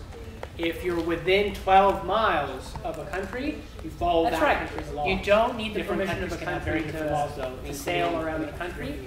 You just need to have totally innocent purposes there. Yeah. I'm sure there's been some instances where like people have gotten in trouble or have been captured or put in trial or something, but the purpose of the law. You don't need the permission of a country to sail around the country. You just need to have totally. You can have a point out there. I'll actually go ahead on them. Yeah. I'm sure there's been some instances where like people have gotten in trouble or have been captured or put in trial or something, but the purpose of the law is that, you know, if it's innocent, you should be left alone. Yeah, well, it would be a crime if it's like illegal. Yeah, like a good cruise ship would like warn you. It's like, hey, we're coming up to the border. Everyone's got to stop drinking. What happens if you're like in the middle of free or something? You just keep doing it. Yeah, it would be illegal. Yeah. Yeah. Well, I mean, you'd have to have someone or another boat that like a good cruise ship would like warn you. It would be weird if hey, we're coming up with someone on the boat just randomly going to say, you're breaking a law. You're caught. Probably wouldn't be anyone from within the boat. Yeah, it would probably be like another vessel or someone coming up to the boat. Well, I mean, you'd have to have someone or another boat that like catches you. If you are randomly, it would be weird if the vessel, if there was someone on the boat, and just randomly decide, you're breaking a law. You're caught. Probably wouldn't be anyone from within the boat. It would probably be like another vessel or someone coming up to the boat. Well, yeah, as soon as you cross that line, it is as if you're in that country. Yeah, that's why so many companies drinking in that country and it's illegal taking advantage of these laws because they do a lot of things that are like probably kind of illegal or right on the border of illegal because it's really hard to get caught. Rarely, that's very rare. I'll let you go off. Super rare. Yeah, that's why so many companies have taken advantage of these laws because they do a lot of things that are like probably kind of illegal or right on the border of illegal because it's really hard to get caught. Pretty hard to get caught. Yeah, good question. I'll let you go up on them. Yeah. Yeah. Yeah, good. Yeah. So sometimes 25% of all ships within a country exclusive economic zone, but sometimes within that zone, there's super valuable resources like oil or just fisheries. But if your EEZ conflicts with someone else's EEZ, then that's a conflict for your goals. So sometimes within a country, there's like exclusive, or even sometimes within that zone, there's very super valuable resources like oil or just fisheries. But if your EEZ conflicts with someone else's EEZ, then that's a conflict for your goals. So I learned that even with claim that in the exclusive economic zone. in the international waters, or even sometimes just the passage route is very valuable. Yeah, very good. Good. So it's important to appreciate the different levels of governance. I'll let you go up. Good. You can see that. Yeah, go ahead. Oh, so I learned that even with passive intention, in the international waters, the country can block or deny the ship access. Yeah, very good. Good. So it's important to appreciate the different levels of governance. Good. You can move on. Yeah. So it's just middle of the ocean. Yeah, go ahead. Sure. Yeah, good question. I have no idea. So there's a lot of variables that would determine that. The first one is that, like, who is catching the crime, right? Is it someone within the vessel? So it's just middle of the ocean. Or if it's like someone outside of the vessel, like a random ship flying. Yeah, hey, you're breaking a bunch of laws there. Can't do that. I have no idea. So there's a lot of variables that would determine that. The first one is that, like, where they're coming from. Actually, on that point, the next video I'm going to show you actually deals with someone within the vessel. How is that working? Or if it's like someone outside of the vessel, like a random ship finds it, like, hey, you're breaking a bunch of laws there. Can't do that. It's against the law of the sea. I guess you're kind of also depend on my next video we'll talk about that a lot as well. On that point, the next video I'm going to show you actually deals with that a little bit. All right, we're going to move on to the next one. Lots of people volunteering. Really happy to see that. So that's good. All right. Next video, keep paying attention. That's right. My next video we'll talk about that a lot as well, but that is a good fact to know, so you can move up one. All right, we're going to move on to the next one. Lots of people volunteering. Really happy to see that. So that's good. But the data is also really bad here too. So. All right. Next video, keep paying attention.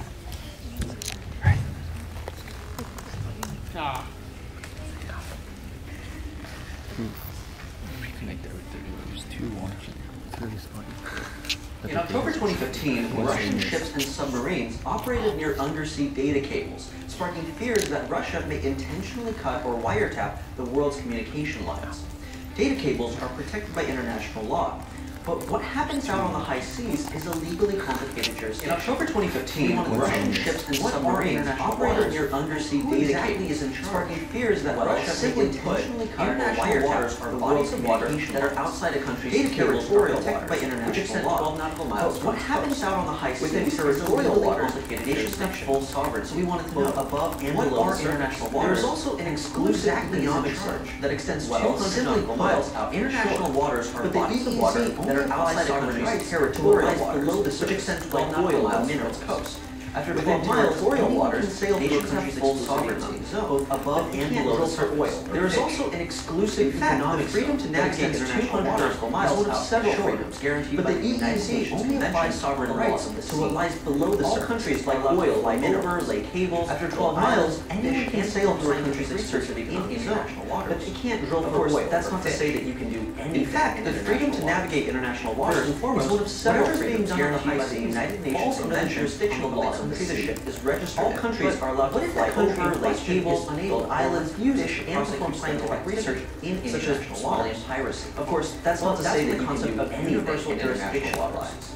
First, universal jurisdiction, whatever's being done on the high seas, falls under the jurisdiction regardless of their nationality registered where the crime is committed. What if the country, although usually this concept is used for refuses to prosecute like genocide, such as useful in international waters, because otherwise the concept of universal jurisdiction. Recent efforts against Somalian universal jurisdiction allows for any country to prosecute a criminal, but regardless of China, Russia, France, and the UK, as well as although usually this concept is used for crimes against humanity, like genocide waters, it's useful in international waters security because otherwise there's nobody same side. Since recent efforts against Somalian piracy have been primarily led by the United States. The nautical areas surrounding China, Russia, as well as Antarctica, UK, as well as the EU and NATO claim sovereignty. In fact, this policing of international waters marks the first time the UN Security Council has worked on the China side claims to a number of islands. And what counts as international waters isn't always clear-cut, but neighboring states like Taiwan, Vietnam, as well as Antarctica say that China's claims overlap their own claim sovereignty over the land. Meanwhile, international perhaps the most tense conflict is maintained that a large portion of the South China lays claim to a number of national waters, and by proxy, the U.S. also even sent ships in waters.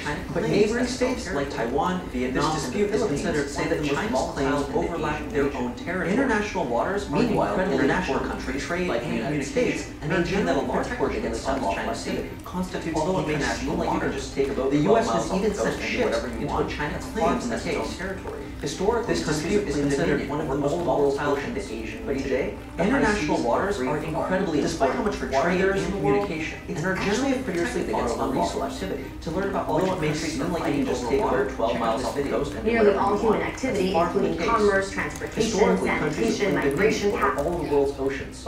But today, the high seas are free for all. Despite how much water there is in the world, it's actually a fiercely fought over resource. To learn about which countries are fighting over water, check out this video. Nearly all human activity, including commerce, transportation, sanitation, migration, of instances where the law of the sea applies. And if you're creative enough, you'll find ways to connect that to whether or not the United States participates and agrees to the law. Display. So you got lots of interesting, different topics. You got Russian hacking of the internet, and then a lot of interesting little political disputes with China, the United States, as well as a bunch of. If you're creative enough, you'll find ways to connect that to whether or not the United States participates and agrees to the law of the sea. So you got pirates, you got Russian hacking of the internet. And then, of course, you have political disputes with China, the United States, as well as a bunch of other things. A lot of fun things you could talk about. So what did we learn? What's involved? Take your hands first, actually.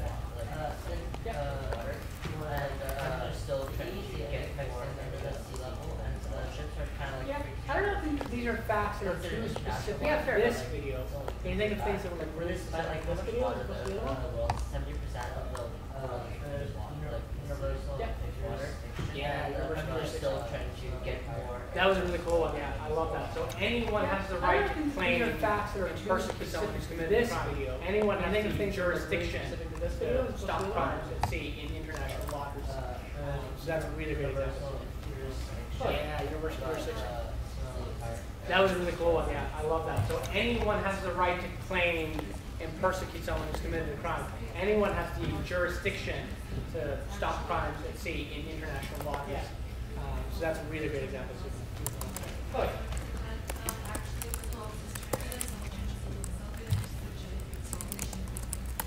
Yeah, so China has a totally different idea of what it controls over the law of the sea.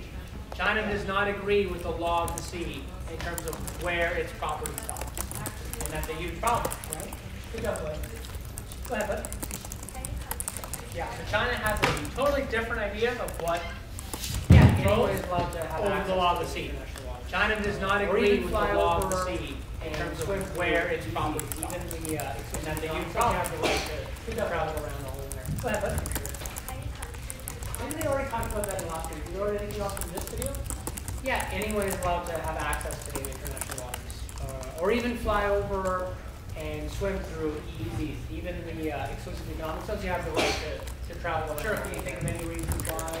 Maybe in the, what's important in the South and South Sea? Did you already anything else from this video? What's in there that's important? Don't worry about it. No point. Yeah. Sure, can you think of any reasons why? Maybe in what's important in the South China Sea? What's in there that's important? Yeah, the idea is that they can penetrate those cables and somehow hack information. Don't worry about it. No point. Tap into them and keep track of all the information flowing through that. That's suspicious. Definitely kind of fun. Yeah. Accomplish. You make some more arguments. So good job. Yep.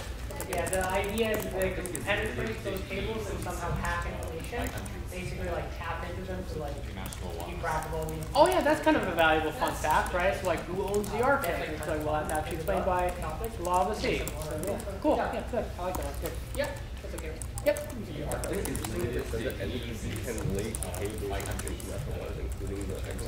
Yeah, I think it has to do with the fact that that's kind of a valuable fun fact, right? So like internet connections. It's like, well, that's actually explained by the law of the sea. Cool. Yeah, good. I like that one. Good. Yep. Or something sketchy. Yeah, I don't know how you monitor that. Yeah, I think it has to do with the fact that laying cables is so prolific in internet connections. In the next video too, you're going to see a lot of people doing sketchy things that they're not even allowed to do, even in their own economic zone. Or something sketchy. Yeah, I don't know how you part here, right? Is that we're dealing with participating in the recognition of laws, but a lot of the examples you guys are going to be playing with. In the next video too, you're going to see a lot of people doing sketchy things that they're not even allowed to do, even in their own economic zone.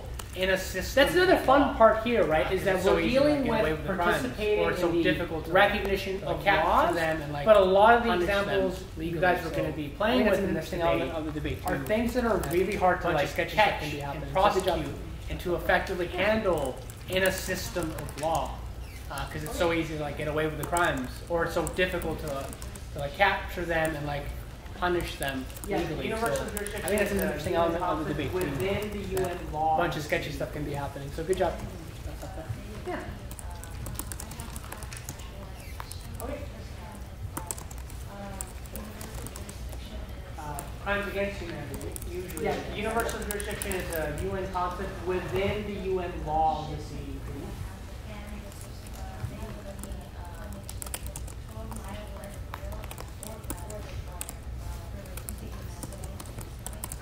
Crimes against humanity, usually genocide. Yep.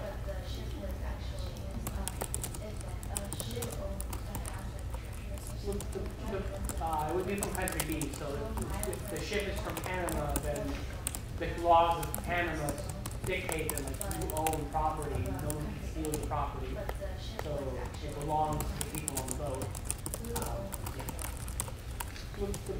It only gets weird if there's countries from Canada where certain things that the laws of Canada dictate, but that's usually rarely the case. Usually the case is that like ships from Somalia have to follow the laws of Somalia. But Somalia only gets weird if there's countries where certain things that should be those rights and like actually punishing, but that's usually rarely the case. Usually the case is that then you have weird situations where it's like ships from Somalia have to follow the laws of Somalia, but Somalia as a country is so incapable of protecting any rights and like actually punishing criminals because they've got under laws that they're breaking that are laws within situations where it's like, okay, the people who are supposed to be punishing you can't punish you, aren't punishing you, what do we do? That's when universal jurisdiction allows anyone to punish the criminals under laws that they're breaking that are laws within the law. Is that a question or a good clarification? I don't think that's the thing. Can you turn that into a fact? Kind of just an idea, isn't it? Right? That's very bad. I'm not going to give you a point, but it's important to distinguish between rights that you have above the sea versus rights that you have to resources under the sea. So again, only a country who is within 200 miles of the sea has access to any resources under the water. They have rights that you have above the sea to the economic benefits under the sea. Resources under the sea. Exclusive. So again, only that country who is within 200 miles of the sea has access to any resources under the water. They have exclusive rights to the economic benefits under the sea. That's why it's called exclusive economic zones. Only that country is allowed to like benefit financially from that water or from what's underneath that water. Miranda? You didn't say that. So, yeah. Miranda? Yeah. refuse to accept that it was they refuse to admit that it was country or let's say their country that did it, like the U.S. Do they still take responsibility in whatever harms that others? Potentially. I mean, if there's a direct link to them, yeah. If they're being neglectful, negligent, criminally negligent, then possibly yes. But like I said, if that company was close to China, and China for some reason didn't like the crimes they were committing, China, as well as any other country, I mean, if there's a direct link to them, has the right, if they're being neglectful, negligent, criminally negligent, then possibly yes. But yeah, sometimes if that company was close to China, China for some reason didn't like those crimes they were committing, or China, as well as any other country held international waters, but very rarely stop them because usually the places the universal jurisdiction come from don't really have. Yeah, sometimes if they're committing crimes as corporations, usually it's just the corporations. Sometimes the countries that those corporations come from are responsible or held accountable, but very rarely, because usually the places the corporations come from don't really have much of a connection to those corporations. So usually it's just the corporations themselves that are punished, and usually that's adequate because, again, you're destroying the corporation that actually did the harm. So yeah, yep.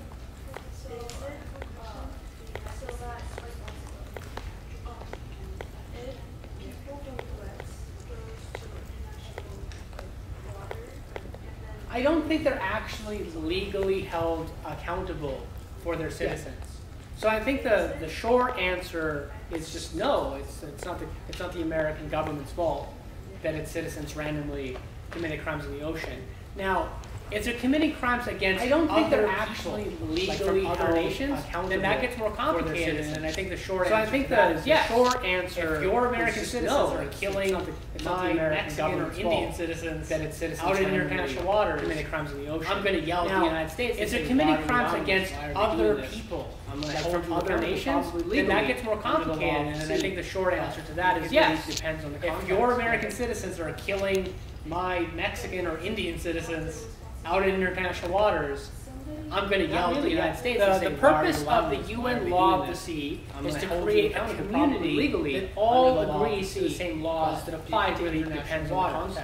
In terms of the prosecution and the trials that actually go on to punish these people, it's a collective. The purpose of the UN Law of the Sea is to create a community that all agree on the ones laws that apply to international helping out with the legal process. In terms of the I think for this debate and the trials that actually go on American to punish these people, it's a collective law of the sea will contribute effort from the United Nations. The United States will be more active in participating, preserving, protecting, the ones committing or helping administrating the law of the sea. So I think for this debate, to help out when it comes to keeping American acceptance and helping maintain the law of the sea will contribute to. I think that's the element of the United States will be more active in preserving, protecting means. And some people will say that's a good thing. Some people will say that's the law of the sea. The United States will help out when it comes to keeping order at sea and helping maintain the law of the sea. I think that's an element of the debate.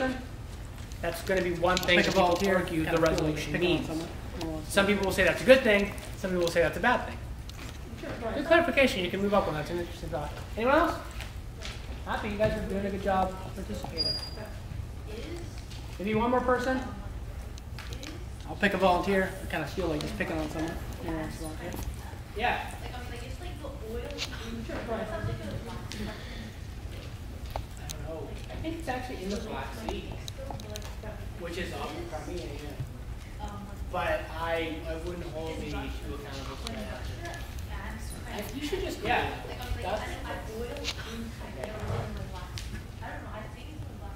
know. Yeah, I think it's actually. I mean, it'd be really cool if it was in the Black Sea, which is obviously that would be a really great part.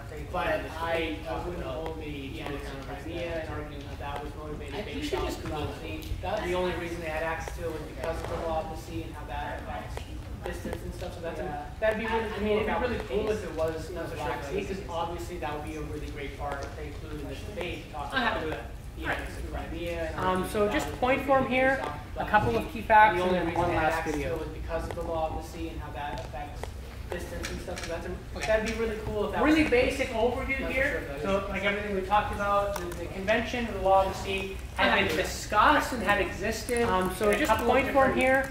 A couple of key facts and then one last video. In the 90s, the United Nations passed the law of the sea as a UN. Really basic. Before then, maritime law had existed. We talked about in different capacities. Convention, the law of the sea had been discussed and had existed in a couple of different ways up until the 90s. In the 90s, the United Nations passed the law, as you would guess, like really basic laws. Before then, maritime law had existed in different basic laws. So like, you shouldn't be able to murder a bunch of people out in open waters. We should all agree to that. And everyone who agrees to the law of the sea says, yep, we all agree. Murdering a bunch of people in the sea is, like, as you would guess, like really basic laws that everyone should agree to when it comes to the sea. Basically, it's like basic laws. So like, you shouldn't be able to murder a bunch of people out in open water. We should all agree to that. And everyone who agrees to the law of the sea says, yep, the only country murdering a bunch of people in the world that doesn't already dramatic amounts of pollution the law of the sea. They are an outlier. Basically, it's like basic human rights need to be upheld. North Korea, Iran, and Syria, like a bunch of the United States is pretty much that don't currently the only country. So that's super weird, and that makes it sound as though this is a really easy case for the pro side. Like, why are we the only? Why is the United States the only ones who aren't recognizing Syria? See, like a bunch of random small countries you've never heard of. So I'll give you a little bit of an argument. Don't currently side. Sorry, see, for the con side, that's super weird, and that makes it sound as though this is a really easy case for the pro side.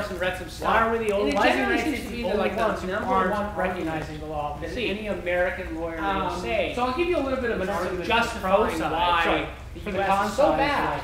And recognize the United States is such a strange exception when a bunch of other countries recognize it. I've seen a couple of reports and read some stuff, and it generally seems to be that like the United States is very different legally. Any American other country will say that in Russia, justifying why Russia agrees to a treaty so bad, and then it just changes its mind and doesn't recognize when a bunch of other countries recognize U.S. treaties. Russia only has to deal with other countries disliking. The United States is very different, but it's not that big a deal. Other countries, they argue that. In the United States, if Russia agrees to the United States legally and then just changes the authority of doesn't recognize that they would have to pass a bill in the Senate. Russia only has to deal with other countries disliking them and criticizing them. But it's not that big a deal. It says it can do what it wants. And the United States, but in the United States, if the United States legally assents to the authority of the UN, so they would have to pass a bill in the United States ever backs away and changes the United States. Should do unlike in Russia or other passing a law that says American citizens, the United States signs could hold the American government accountable, international community to those treaties, and American citizens would have the legal right to sue the United States ever backs away, changes they were harmed. Unlike in Russia or other countries, American citizens, that's what American lawyers could hold the American government accountable to those treaties, and American citizens would have the legal right to sue the government. We're accountable to in some way we were harmed by the United States backing out, which is really unfair because that's not true for other countries. That's what American lawyers argue. As a result, more apprehensive. It's a weird civil lawsuit argument. It's a really kind of like a, because we're the United States, super pretentious argument if you think about it. They're basically saying it's like, we have us Americans, when we say something, which is really unfair because that's not true. We could never change your mind. So we're, as a result, even the weakest citizen in our country would have the ability to kind of like a super pretentious argument if you think about it. They're basically saying it's like, us Americans, when we say something, we have to stick to it. We could never change your mind. Also, because even the weakest citizen in our country would have the ability to case, I don't really buy to sue us and topple us. I don't think there's instances where Americans have actually ever done that before. I don't know if that's factually accurate. If it is, it's really obscure and also, it's not necessarily, I don't feel as though it's probably the most accurate, like truthful. And on the flip side of that, I don't really buy that whatever legal. I don't think there's instances where Americans have actually ever done that before. I don't know if that's factually accurate. I'm sure that's actually also true for other countries. There might be similar if you could find cases legal, like that, civil, that would be a cool consequences in like Canada or Britain. And on the flip side of that, but we sign all this stuff, so I buy that whatever legal mechanisms exist in the United States only exist in the United States. All right, just to make sure that's actually one more video for you guys. It is also there might be similar legal, civil consequences in Canada or Britain. That even though probably like the really fun and interesting impacts are all on the Sea of Japan or the Sea of China. Yeah, and that's really cool, and you should have. All right, just to recap as well. You absolutely are not obligated to just talk about the Sea of China. I encourage you. I really reinforce to think of even though probably like the really fun and interesting impacts the law of the sea might change stuff. Sea of China, for example, and that's Korea, really cool, and Japan always fight. You absolutely are not obligated to just talk about the Sea of China. I encourage you to think of totally different scenarios that American participation the law of the sea might change stuff. Might affect, for example, that Korea and Japan always fight. You can think of the creative small islands. Now, probably why that's not as important as the Sea of China is because, again, you can argue that American participation, so it's probably harder might come up with an argument that American participation is going to affect the power balance between Korea and Japan. Now, probably why that's not as important as the United States, like Sea of China, and Japan, because again, we have to focus on American. I don't know if them participating in this law. So it's probably harder to come up with an argument that says American participation is going to affect the power balance between. Of course, maybe you'll be able to think of somewhere else in the world where the United States likes both recognition of the law of the allies to have some sort. I don't know if them participating in this law of the sea would really affect anything there, but maybe like the video said, like our next video is going to say, basically China versus everyone. Of course, maybe you'll be able to think of somewhere else in the world where American recognition of the law of the sea part of the world, they have allies there, and they have a world authority that often challenges them. As like the video said, and like the next video is going to say, basically China versus everyone. So that's really awkward for the United States. Huge economic effects in China, but direct political allies to that part of the world. They have allies there, and they have a world authority that often challenges them, as well as very intertwined with them economic. Kind of have like, so that's really awkward for the United States. Huge economic interest in China, but direct political allies. There could be arguments that, hey, bad things are happening in the sea. It hurts American interests, or the United States has an obligation to help. You'll be more capable of helping. Have like you recognize people to support their claim. Go argument. We should do this. So that's really the opposite could also be true. It's like hey, there could be arguments that hey, bad things are happening in the sea, and put more weight American interests, or the United States has an obligation to help, or the other. You'll be more capable of helping infiltrate the law of the sea in the systems. There you go. Recognize we should do this. It's going to make the opposite could also be true. It's like hey. Bad things will happen if the Americans get involved and put more weight into the law of the sea, or their bias in one direction or the other. So their bias infiltrates the law of the sea in the system. How the heck we recognize within there? It's going to make things worse. You can go both ways. Recognizing the law of the sea. Pretty big disconnect here. I want to illustrate with this last. You will have to be the bridges to connection mark. And guess what? The connection purely between conflicts in the purely creative process. All you need to do is to train yourself to think divergently, to make up connections. Pretty big disconnect. There's no proof to this resolution. You will have to be the bridges to connect sure thing that's going to happen. And guess what? That's purely imaginative. For sure. It's a purely creative process. Given obvious pro argument. All you need to do is to train yourself to think divergently, to make up connections. It's 100% possible that this United States recognizes the law of the sea thing that's going to happen. That's great, not change anything for sure on the pro side. Anyway, there's no given it's obvious pro argument, but it's also a possibility. The great thing, same thing for the con. Possibility. I'll be honest, it's 100% possible you guys, the United States recognizes the law of the sea. Nothing would happen. Us and your judge would not change anything. It's more like anyway happen one way or the other. It's a possibility. But it's also a possibility. The great things would happen. But it's also kind of freeing to know that you really can just kind of make anything up. It'll be make something up. Find evidence that supports your ideas. The better persuade the more interesting you align things together. It's more like you'll make that point more persuasively. The connecting of the arguments is purely up to you. But it's also kind of freeing to know that you really should just kind of make anything up. Make something up, find evidence that supports your ideas. The better interesting, the more philosophical ideas backing together, you'll make that point more persuasive. I think the most interesting ideas you can have here are about the notion of individual rights of a country, easier concepts, otherwise known as sovereignty rights. There are big picture, interesting philosophical ideas backing up this resolution. Korea. I think the most interesting ideas you can have here are about the notion of individual rights of a country versus the idea of globalization. A globalist community. The idea that we should think of anyone else nation other than just we should think of ourselves as a collective community. We are hold all of ourselves accountable to a single law. You can't tell us what to do. Both sides have very versus the idea of globalization, notions behind globalist community. This debate can the idea that we should think when you guys talk about nation, this thing happens, we should think of ourselves as a collective community. Why hold all of ourselves accountable things to a single law? Why should both sides have very tantalizing and alluring notions behind them? This debate can sit in the middle. Why should they be convinced of the interest of this one happens, China will do this over another? Why that's going to be China care about things other than China?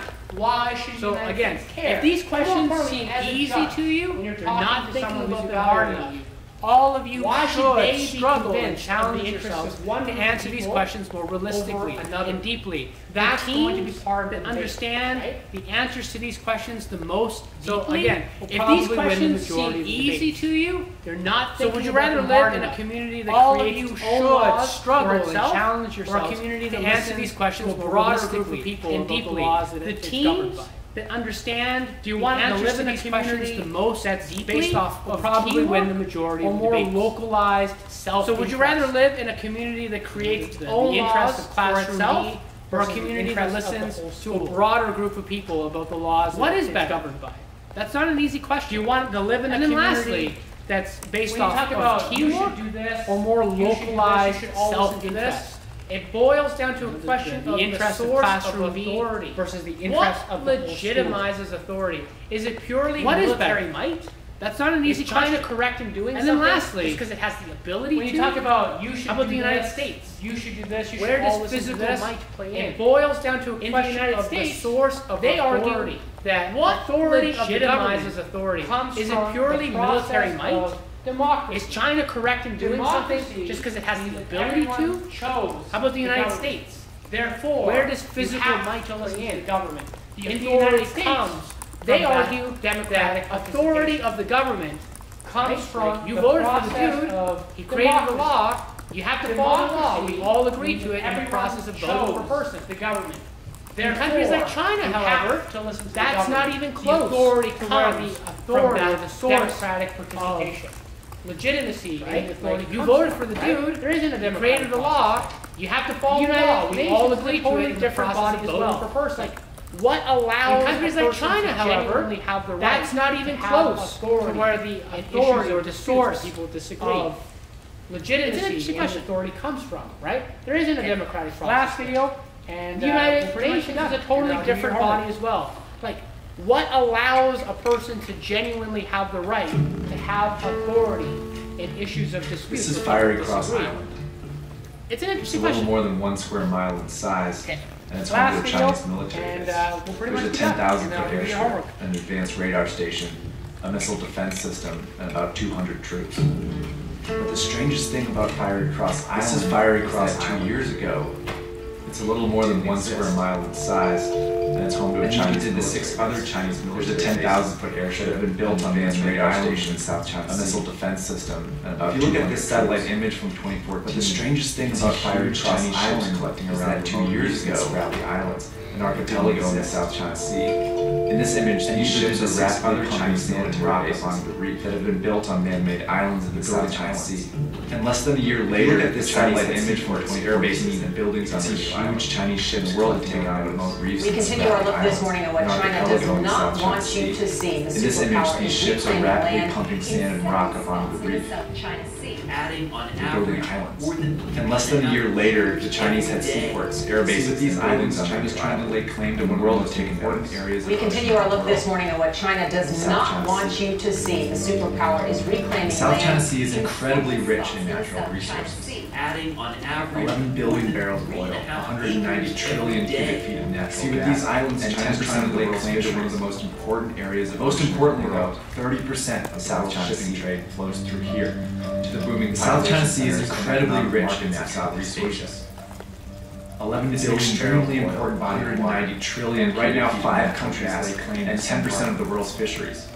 Now, most countries importantly claim 30% of the world's shipping trade. It says a country's territorial waters, booming population centers, and economic markets of South Asia, an area called the exclusive economic zone. It's an extremely important body of water. Exclusive rights to all. And right now, 5 countries that claim to some part. It's their sovereign territory. Now, most countries base their claim on oil on 200 miles off. It says a country's territorial waters extend 200 miles off their shore. But any area that isn't in the economic zone is regarded as international. Countries have exclusive rights to all the resources and trade in there, which means everybody shares. It's their sovereign territory. Now, every country in the South China Sea oil is found within its 200 miles equals to Vietnam, belongs exclusively to Vietnam.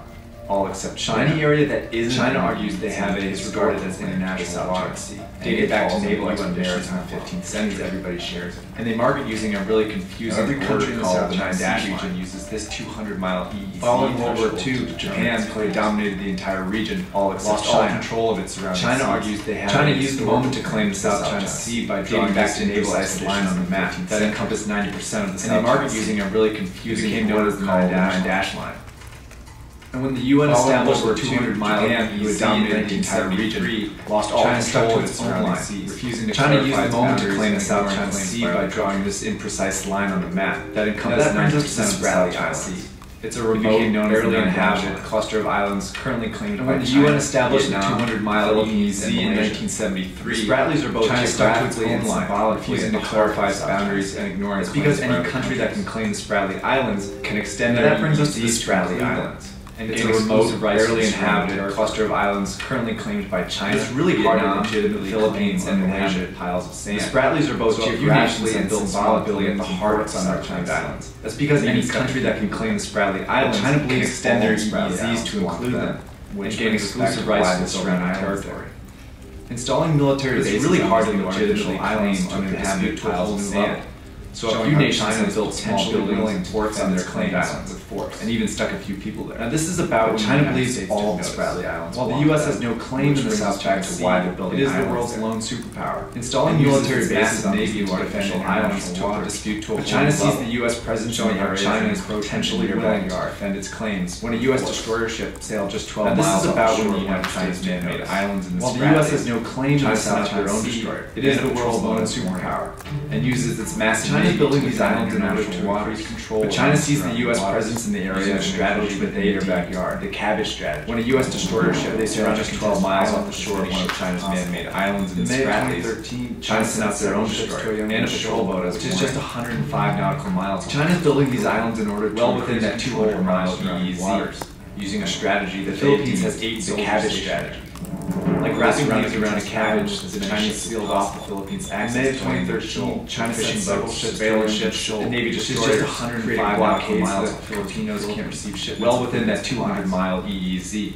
By building their own man-made islands, China is essentially building naval bases. Like wrapping leaves around a cabbage, they have more ships they can support and more territory they can slow fishing boats, surveillance ships. The Chinese Navy destroyers use the cabbage blockades so that Filipinos can't receive taking over contested territory, but in small steps. By building their own man-made islands, China is essentially building naval bases. But the disputes are intense. The more islands they have, the more ships they can support, and the more territory they can slowly take control of. And Chinese cautiously use this cabbage strategy. They threaten to declare an air taking over contested territory, but in small steps, declaring that all aircraft that fly through it would need Chinese permission.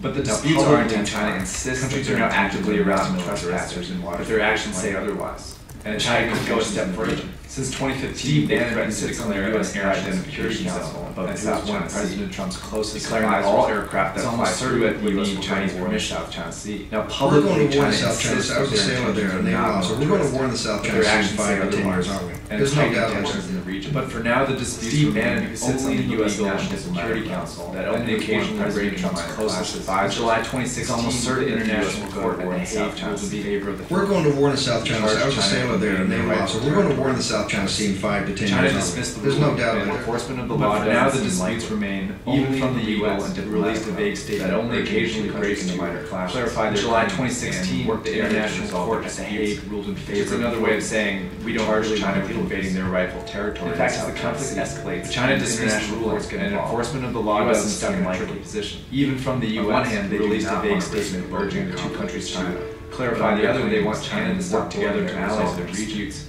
Which is another way of saying we don't really want to deal with it by continuing to patrol. In fact, as the conflict escalates, and it's also likely that the U.S. will fly fighters. The U.S. is stuck in a sea if China actually does declare. On one hand, they do not want to risk provoking. These are symbolic but effective ways of. But on the other, they want China to stop blowing up allies in the region. The details of the conflict. Up until now, so far, the disputes in the South China Sea have not continuing to control through the South. Countries are starting to. It's also likely that the U.S. will fly fighter jets above the sea if China actually does declare near identification zone. It's a complex, symbolic but effective ways of keeping China in check, while not getting too involved in the details of the conflict. So far, the disputes in the South China Sea have not become violent. Countries are starting to defend their claims by increasing troop numbers, weaponizing their territory, and provoking each other. It's a complex situation that will continue to gain international attention, for better or for worse. Hopefully you just took really good notes. I do want to take this chance to ask if are there any pertinent questions though? Cool. We're a little bit short on time, we don't have very much time, and I want to get into a little bit of show debating. So I'm not going to ask you guys questions. Okay. I want everyone to brainstorm really good notes. I do want to take this chance to on what this resolution is about. I want you to brainstorm. Are there any pertinent questions? You can think of as many different ideas as possible questions about this debate. Specifically, I want you to have your homework pro arguments. Okay. I want everyone to brainstorm possible con arguments we're ready to talk about and share what this resolution is about. I want you to brainstorm. You can think of as many different ideas as possible. You can just scribble the ideas on a piece of paper. It's not a big deal. What is a big deal is that they are six possible con arguments you're ready to talk about and share with the class next week. You don't have to write them different arguments with evidence and obviously you can steal ideas. You can just scribble the idea everyone is piece of paper. It's not a big deal. What is a big deal is that I would recommend bringing your brainstorm. And then obviously take notes during the show debate as well, and bring those to class as well. That's all that I need you guys to do. Different arguments for the con. Anyone have any questions? You can steal ideas from the show debate we're about to do. Six possible, but everyone is responsible for bringing con or class. And yeah, I would recommend bringing your brainstorm. And then obviously you take notes during the same idea as well, 2 or 3 different times. That's all that I really need you guys to do. Challenge yourself. So think of anyone have any questions on the homework resolution as possible. 6 possible before we get into selected 6 possible con arguments. Cool. Yeah. Try to make them as different as possible. You might find that you can kind of repeat the same idea 2 or 3 different times. What do we have in the probe? Challenge yourself. Think of as many different ways to approach this resolution as possible before we get into selected arguments. Lauren and Chris are the girls over here. All right, without further ado, I welcome our 4 debaters, 2 on the pro side, 2 on the con side. Who do we have on the probe? And then Helen's going to keep time. Yeah. So how this works, and there's many different types of debating that we do in this academy. There's tons of different styles of debate around the world. But we mostly stick to public forum, not always, but we mostly stick to public forum. Each side gets a 4-minute constructive speech, and then Helen's going to keep time. The second. So how this works, and there's many different types of debating that we do at this academy. Their opponents' arguments, as well as 2. We mostly stick to public forum, not always, but we continue to engage in the ideas of debate. In addition to that, each side gets a 4-minute constructive speech to present arguments. The second speaker on each team gets 4 minutes to present a response. But I just wanted to give you a bit of sample arguments, even if we just as well as 2 small main speeches. I'd be pretty happy with that. Continue to engage with the ideas of the debate. In addition to that, there's a crossfire period. We'll see how much we can get done before the end of class today. We don't have that much time. But I just wanted to give you a bit of a sample. Even if we just do the 2 main speeches, I'd be pretty happy with that for today. Lauren, rock, paper, scissors. And yeah, Helen. So this time the negative is going to be speaking first. So they're all going to argue that the United States should not. The law of the sea. And then second speaking, Lauren will present what they should. Lauren, rock, paper, scissors. Rock, paper, scissors. Whenever you're ready. All right. So this time the negative is going to be speaking first. So they're all going to argue that the United States should not accede to the law of the sea. And then second speaking, Lauren will present what they should accede to the law of the sea. Cool. Whenever you're ready. Everyone all right? Okay, Susan.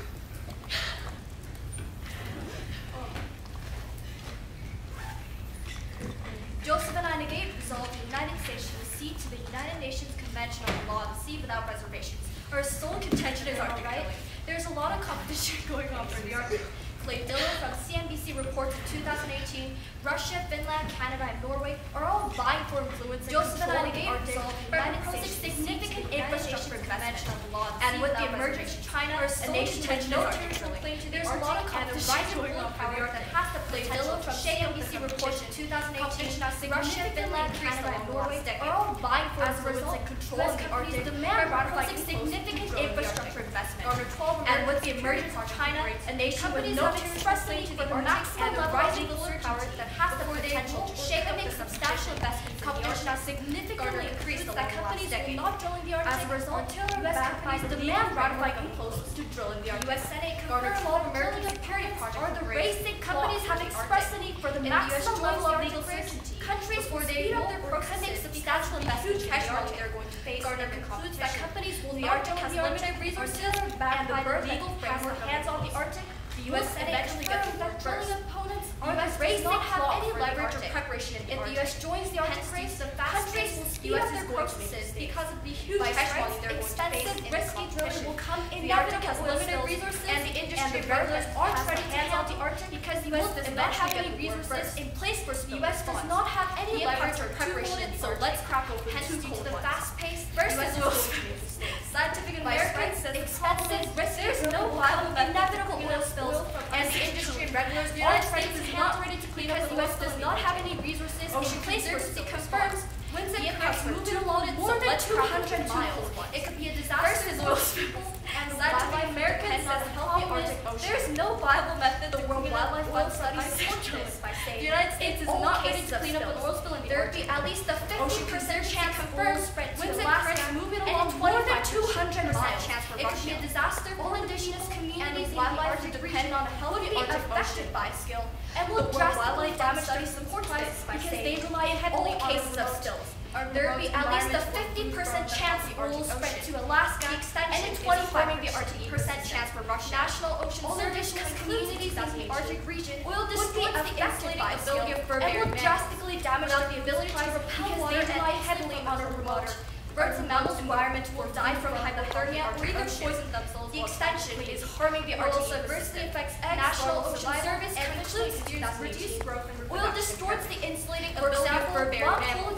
Without the ability to rapid water and 40% over the last decade. Birds and mammals because of the Arctic die from hypothermia or either poison themselves. Simulation will further decrease populations by more than 15%. Reduce growth. Second impact is climate change. For example, while polar bear populations have already rapidly decreased 40% over the last decade because of the Arctic contains 90 billion barrels of Dr. Supreme simulation of natural gas will further decrease populations by more than 15%. Carbon dioxide is second impact and will speed up the process of global warming. Going under the claim that countries verify increasing competitions temperatures 5 degrees by 21,000 and contains 90 billion barrels of climate for agriculture and 25% of the climate gas. It would cost $60 trillion burning methane and carbon dioxide is set to release and will speed up the process of global warming. To calculate these verified countries' temperatures 5 degrees by 21,000 and destroy many farms that rely on climate for agriculture. In the climate reveals, it would cost $60 trillion for third world countries to manage 2050 climate change will increase food prices such that 170 million countries will hunger and pay about $3,000 trillion. The impact extended is world hunger. A report by the International Institute of Applied System Analysis in 2018 by 2050, climate change will increase food prices would be such that 170 million more people would be at the risk of hunger and people starving to death. Thus, we strongly urge for SciCon.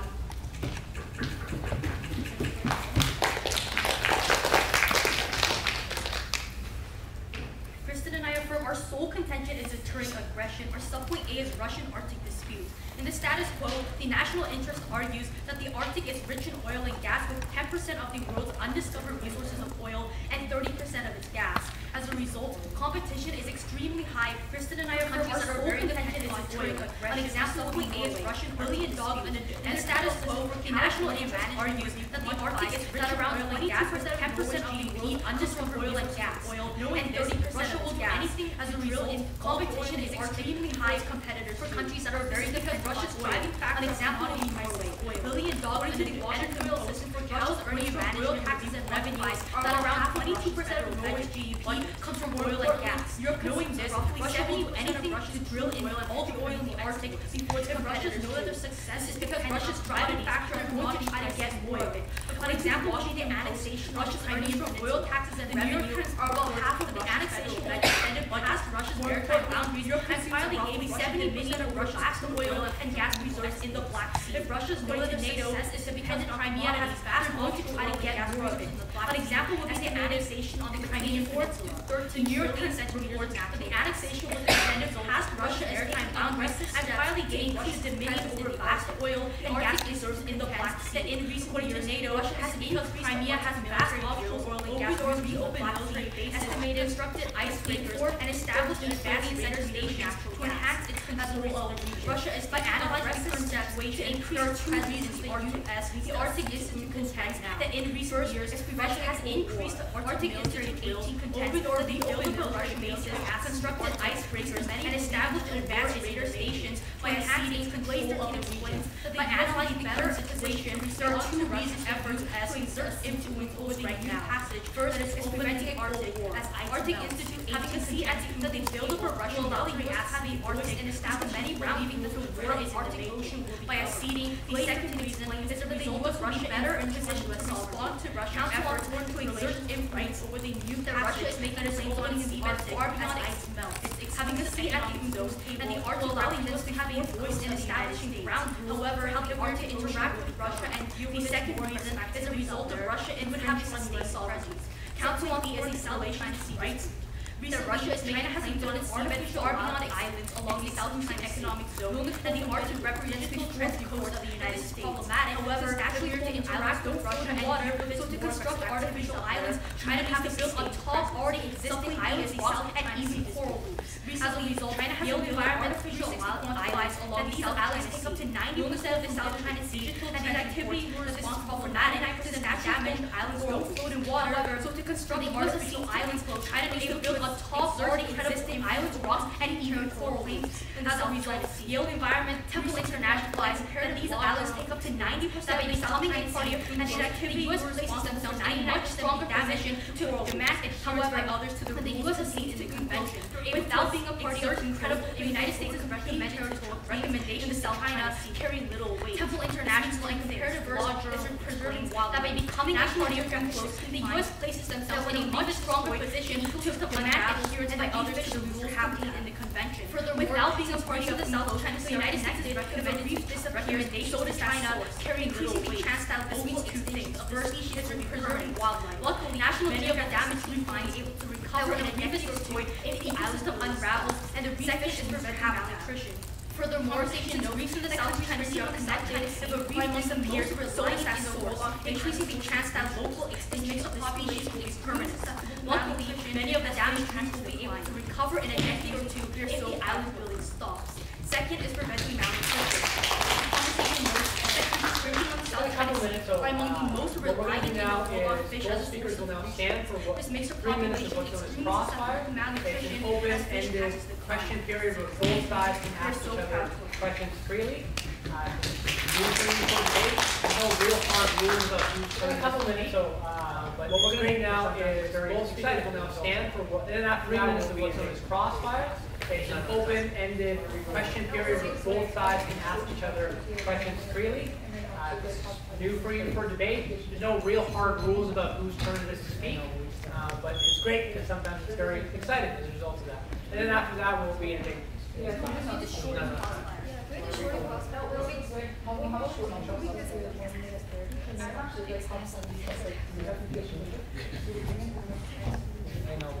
if everyone's okay with that, then we'll just do that instead. So let's do the reputation speeches instead. We just shorten crossfire. Sorry. We just shorten crossfire. We can take like a couple of seconds of prep time, and then we'll do reputation. So normally we do crossfire, but under bridge time period, we'll just do reputation speeches.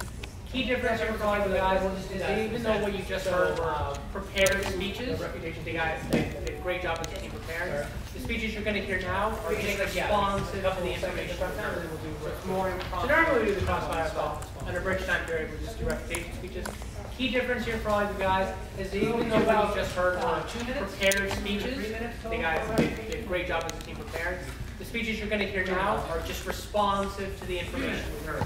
So it's more impromptu and kind of on the spot responses. I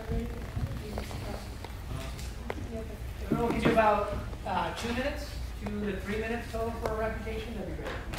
2 to 3 minutes. So on your first sentence, when you talk about deterring conflict, 2 minutes. under your subject, when you talk about the Russian Arctic dispute, we have 4 reasons why dispute would never come out. First, mechanisms for U.S. and Russian negotiations are already in place. According to Connect June 2017, Arctic itself does not give Russian. So on your first suggestion, or talk about deterring Arctic council, under your subject, when you talk about the Russian Arctic dispute, we have 4 reasons why dispute would never come out. Second, first, mechanisms for U.S. and Russian negotiations are already in place. According to Connect lose major leverage over Russia. That Arctic itself does not give power from the United States and Russia are working together in the Arctic Council. Once U.S. joins the U.S., they're incentivized to take it down the same field of the same setting with Russia. U.S. needs to lose more power. Third, conflict is not lose major leverage over Russia. That's because that's Robert's carrying some power from the entire power and international force on free law. It's not Russia's joins the future. They're incentivized to influence Russia's same field. Same deal with Russia. When Russia came out and said we will lose more power for anybody is not in the best interest of Russia. But that's because the arbitration in 2017 will ensure the security on international and citizens law is not in Russia's interest. The reason why this is legitimacy is because influence on Russia drives out and say they're not. They're going to continue to cross Russia. Literally, they're not going to retaliate because if they further any national argument, you are not advancing any territorial. Now, 800 seconds, we will ensure the security and how he influence and citizens in Russia. One reason why this U.S. party following is because if Putin literally comes out and say they're not going to promise to compromise on peace, they're not going to retaliate because if they do, they're going to be national overconflict, which is not in the best interest should be solved. Because now it's 30 seconds of mention. We're talking about how arguing plus prevent second. The U.S. one recognize that the U.S. party is following since the Reagan administration. According to James Cressida, in 2017, the United States already follows a rule in all countries, being that overpopulation, overfishing should be solved because they're already following U.S. conventions and the rules are already like custom. Second, the U.S. already in the Philippines was interested in constant Reagan administration. That's why overpopulation will not be United States have accepted. And if it was a problem, and if the influence actually solved the problem, they should have already been solved and they should not be making more Reagan issues. That's the answer. So oceans and policies reflect legal framework. That's why overfishing will not be a problem. And if it was a problem, and if the influence actually solved the problem, it should have already been solved, and they should not be making the argument. That's Rose and Iris. On their only contention on the Arctic ruling, they basically tell us that right now, if we accede to the Universal Convention, we can go into the Arctic and start drilling, and that is bad for the environment. The only link they review is on legal certainty and how these companies want it. 3 responses. Firstly, they themselves tell you on their only contention on the oil. They basically tell us that right now to go if backlash, and now we're going to have complications within itself. They don't even have legal that is bad even after they accede. The only thing they review is on legal certainty and how these companies want it. 3 responses. Firstly, they themselves tell you that we can't clean up letting oil scare away. Therefore, people are going to backlash, and now we're going to have whatever natural resources within itself. They don't even have legal certainty. Companies speculate about what's going to happen. In the political environment, they're not going to make a decision at all. One is going to be lawsuits, and two, they can't even clean up their own hours, likely to scare away companies or time about even after interest in tapping into whatever natural resources are awaiting and are going to. If companies speculate about what's going to happen, even if in the political environment they're not going to make a decision at all. One, there's going to be lawsuits. Firstly, one, drill off Alaska. Two, they can't even clean up their own actions. And secondly, if I want to go into Alaska about the Antarctica, which isn't my property, I could go on your subsidiaries in the status quo already. You don't need to secede, especially when all these even if I can't drill in the status quo. Actually, we can go in the status quo. Firstly, we can drill off Alaska. That's our property. And secondly, if I want to go into Alaska, Antarctica, which isn't my property, I could go on your subsidiaries in the status quo already. The million fish are not, especially when all these harms come from our spawn. That is going to their impact. After they tell you that oil will record that, major problem is the Gulf of Mexico. When oil spills cause jobs for over 25,000. It's the animals that in the long term, fishery closure is that thing. And major response comes if the U.S. is not drilling, then someone else will. They already tell you Denmark is Russia and China plans after the BP drilling in the Arctic. If someone is not going to in the Gulf of Mexico, the oil, BP will create someone else will come in and find oil and all their impacts. So in the long term, oil spills are not a bad thing. And major response comes from if the U.S. is not drilling, then someone else will. They already tell you Denmark, Russia, and China plans and are drilling in the Arctic. If someone is not going to like spill the oil, then like someone else will come in and spill oil and all their impacts go. Yeah, so, that's cool, great stuff. I hope you guys enjoyed it. So like I said, normally how it works, 4-minute constructive speech, engagement with each other, 4 minutes of refutation speeches, more engaging, and then more engaging, more engaging. So you'll see a lot more debates as you guys progress. Hopefully this gave you some ideas for how to come up with arguments. So like I said, normally how it works, 4-minute constructive speech, engage you guys with each other, 4 minutes of refutation speeches, everyone is responsible for a total of 6 possible ideas. So you'll see a lot more debates as you guys progress. Hopefully this gave you some ideas for how to come up with arguments for this resolution. Certainly there were Does anyone have any questions? Like I said, I encourage you guys to steal and borrow some of those ideas, but everyone is responsible for a total of 6 possible ideas.